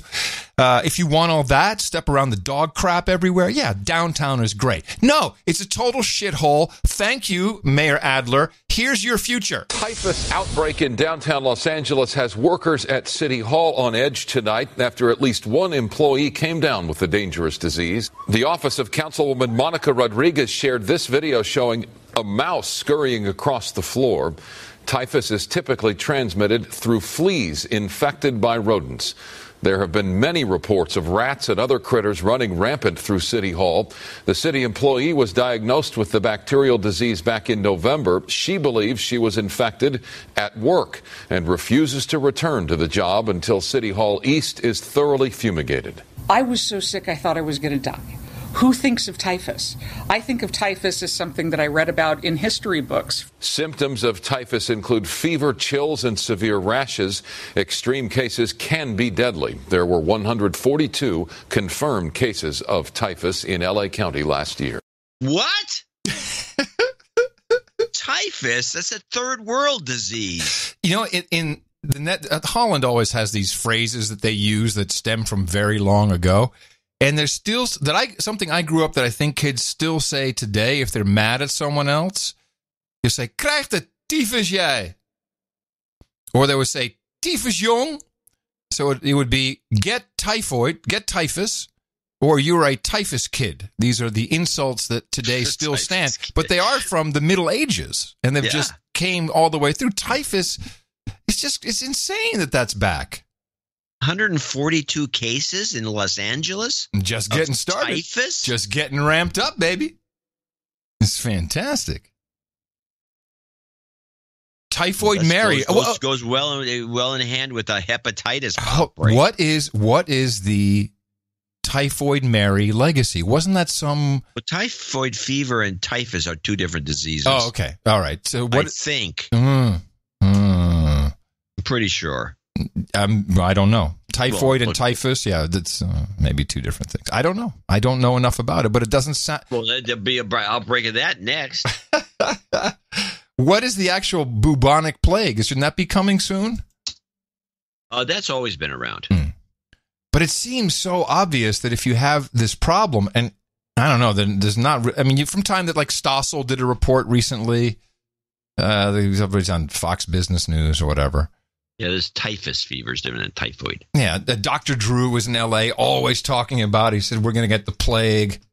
It's like, it's if you have a mess, if you don't have a sanitary situation, you got a bunch of people living on the streets like you were in the... I mean, even in Brazil, they go and they live in the favelas. Oh, it's nuts. We just need a shantytown. I propose turning Daly City in the Bay Area to a shantytown. That'd be great. Daly City. Daly City, yeah. Shantytown. All right. You guys think West Austin in your case? West Austin, we're not going to move to West Austin. No way. I would say that would be as far away from you as possible. Oh, yeah. East Austin, which is the ritzy part of town, I think. Is that right or am I wrong? West Austin is Terrytown. It sounds like Shantytown. We can just rename it. Yeah, turn Terrytown into Shantytown. Okay. We'll see. We'll see. All right, well, I have the clip that updates us on Venezuela with of course, the Democracy Now! Angle and a couple of little tidbits in here that aren't really being discussed by the gung-ho, CBS and all the rest of the pro Maduro. The pro-coup operations. This is an anti-coup, so you get a couple tidbits here. McClatchy is reporting Venezuelan authorities have uncovered 19 assault weapons, 118 ammunition cartridges, and 90 military-grade radio antennas on board a U.S.-owned plane that had flown from Miami into Valencia, Venezuela's third-largest city. The Boeing 767 is owned by a company called 21 Air, based in Greensboro, North Carolina. China. The plane has made nearly 40 round-trip flights between Miami and spots in Venezuela and Colombia since January 11th, the day after Venezuelan President Nicolas Maduro was sworn into a second term.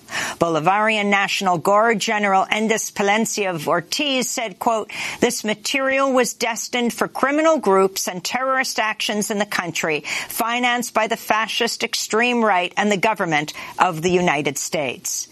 Quote, "This comes as the United States is openly pushing for the toppling of Maduro's government." On Thursday, the new U.S. Special Envoy to Venezuela, Elliot Abrams, ruled out any negotiations with President Maduro. Maduro has proven he will manipulate any call for negotiations to his advantage, and he has often used so-called dialogues as a way to play for time. We urge all involved to deal solely with the legitimate Guaido government. The time for dialogue with Maduro has long passed. Elliot Abrams is a right-wing hawk who was convicted in 1991 for lying to Congress during the Iran-Contra scandal, later pardoned by President George H.W. Bush. That guy flies way low under the radar. Well, here we go. Yeah. I'm not seeing the action where, this looks like this could be a little more complex than we hoped. Not quite as slick as we all expected it to be, eh? Yeah, that's what I'm thinking. We'll see. There's something. They got to get the defections. If they don't get the defections, they got to be they need him. I predicted on Thursday it'd be within the next week. Yeah, he called for him. He called for a guy. Yeah, a general, one of the generals.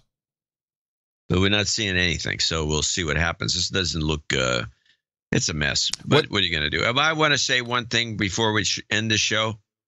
Hey, Valentine's Day. Next Thursday's show will be Valentine's Day. Contribute to the show and call out your Valentine. Yes. A fine ending to the show. I was going to, maybe I can tie it in by saying there's no love lost between France and Italy. And this is actually kind of big news. Yeah, this I couldn't clip. There's nothing to clip. I just got the news, and I just wanted to let everyone know that we're on top of it. And if we have any more boots on the ground info, we'd appreciate it. France has recalled their ambassador to Italy. Maybe we're going to have a war between France and Italy. That'd be something. Well, the last time this happened was 1940 when Mussolini declared war. Yeah. So why this exactly is such a big deal, besides the fact that, I don't know, Italy probably owes everyone, 100 billion euros. Well, the French claim that the Italians are meddling in their affairs. Where's the evidence of this? I don't know. But we will know more by Thursday as it starts to unravel, as the producers in the Value for Value Network give us as much information as possible. We swing that around, present it to you, and we do it all with our producers. I'll be watching the Grammys for Illuminati Moments tonight. We'll discuss. And thank you again to everybody who supported the show, not just financially, but every other way that does take place. I look forward to the artist renderings and wherever you send us. May your amygdala remain small as I bid you adieu from downtown Austin, Texas, capital of the Drone Star State, FEMA Region number 6 on the governmental maps, in the 5x9 Cludio, in the common law condo. In the morning, everybody, I'm Adam Curry. And from northern Silicon Valley, where at least, the clouds are coming in again. This is ridiculous. I'm John C. Dvorak. Special thanks to Leo LePuke, Roof Productions, Chris Wilson, and Tom Starkweather for our end-of-show mixes. Until Thursday, everybody, remember us at Dvorak.org/NA. Until then, adios, mofos, and such.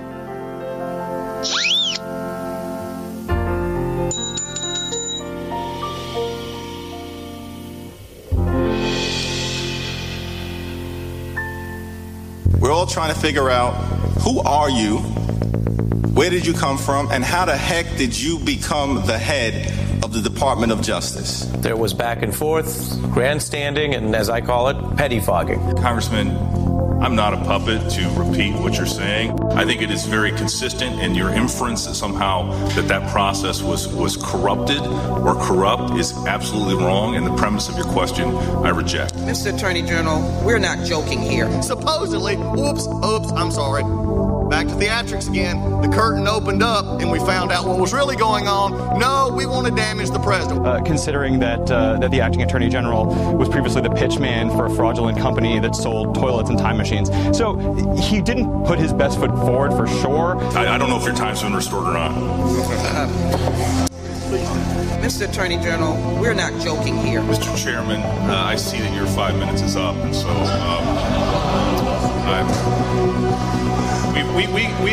I'm here voluntarily. We have agreed to 5-minute rounds. There are many Americans throughout the country who are confused. I'm confused. I really am.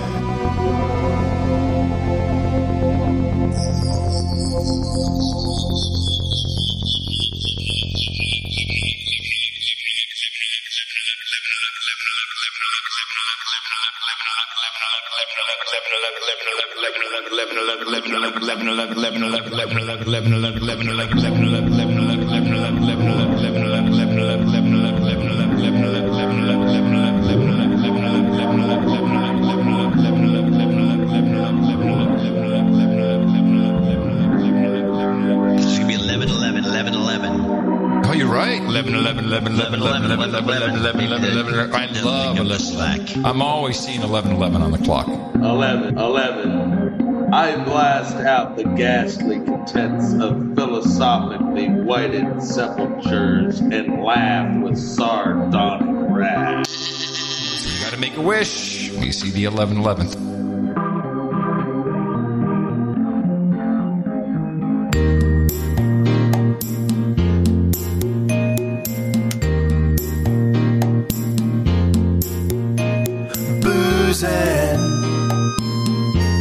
On a Sunday afternoon, Adam is more interested in the troll room. I can't imagine anything better. You get shit-faced and wait for the zephyr while recording, no agenda, boozing. Wash the mud flats in the sun, boozing. Now the donation segment's done. We've wrapped the show, I've finished with Twitter. Bitch about donations in the coming newsletter. And I don't have to reboot my router, boozing.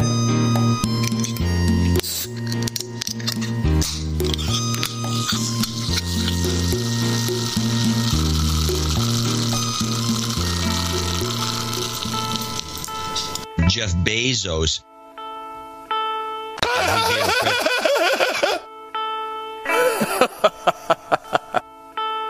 Where did you get that laugh? My laugh is something that I have had since I was the tiniest child. There was a time when my brother and sister would not go see a movie with me because it was too damn embarrassing. I would make like a great Ed McMahon, sit there on the sofa and just laugh at all their jokes. And it would be very genuine. I turned out to be easily amused.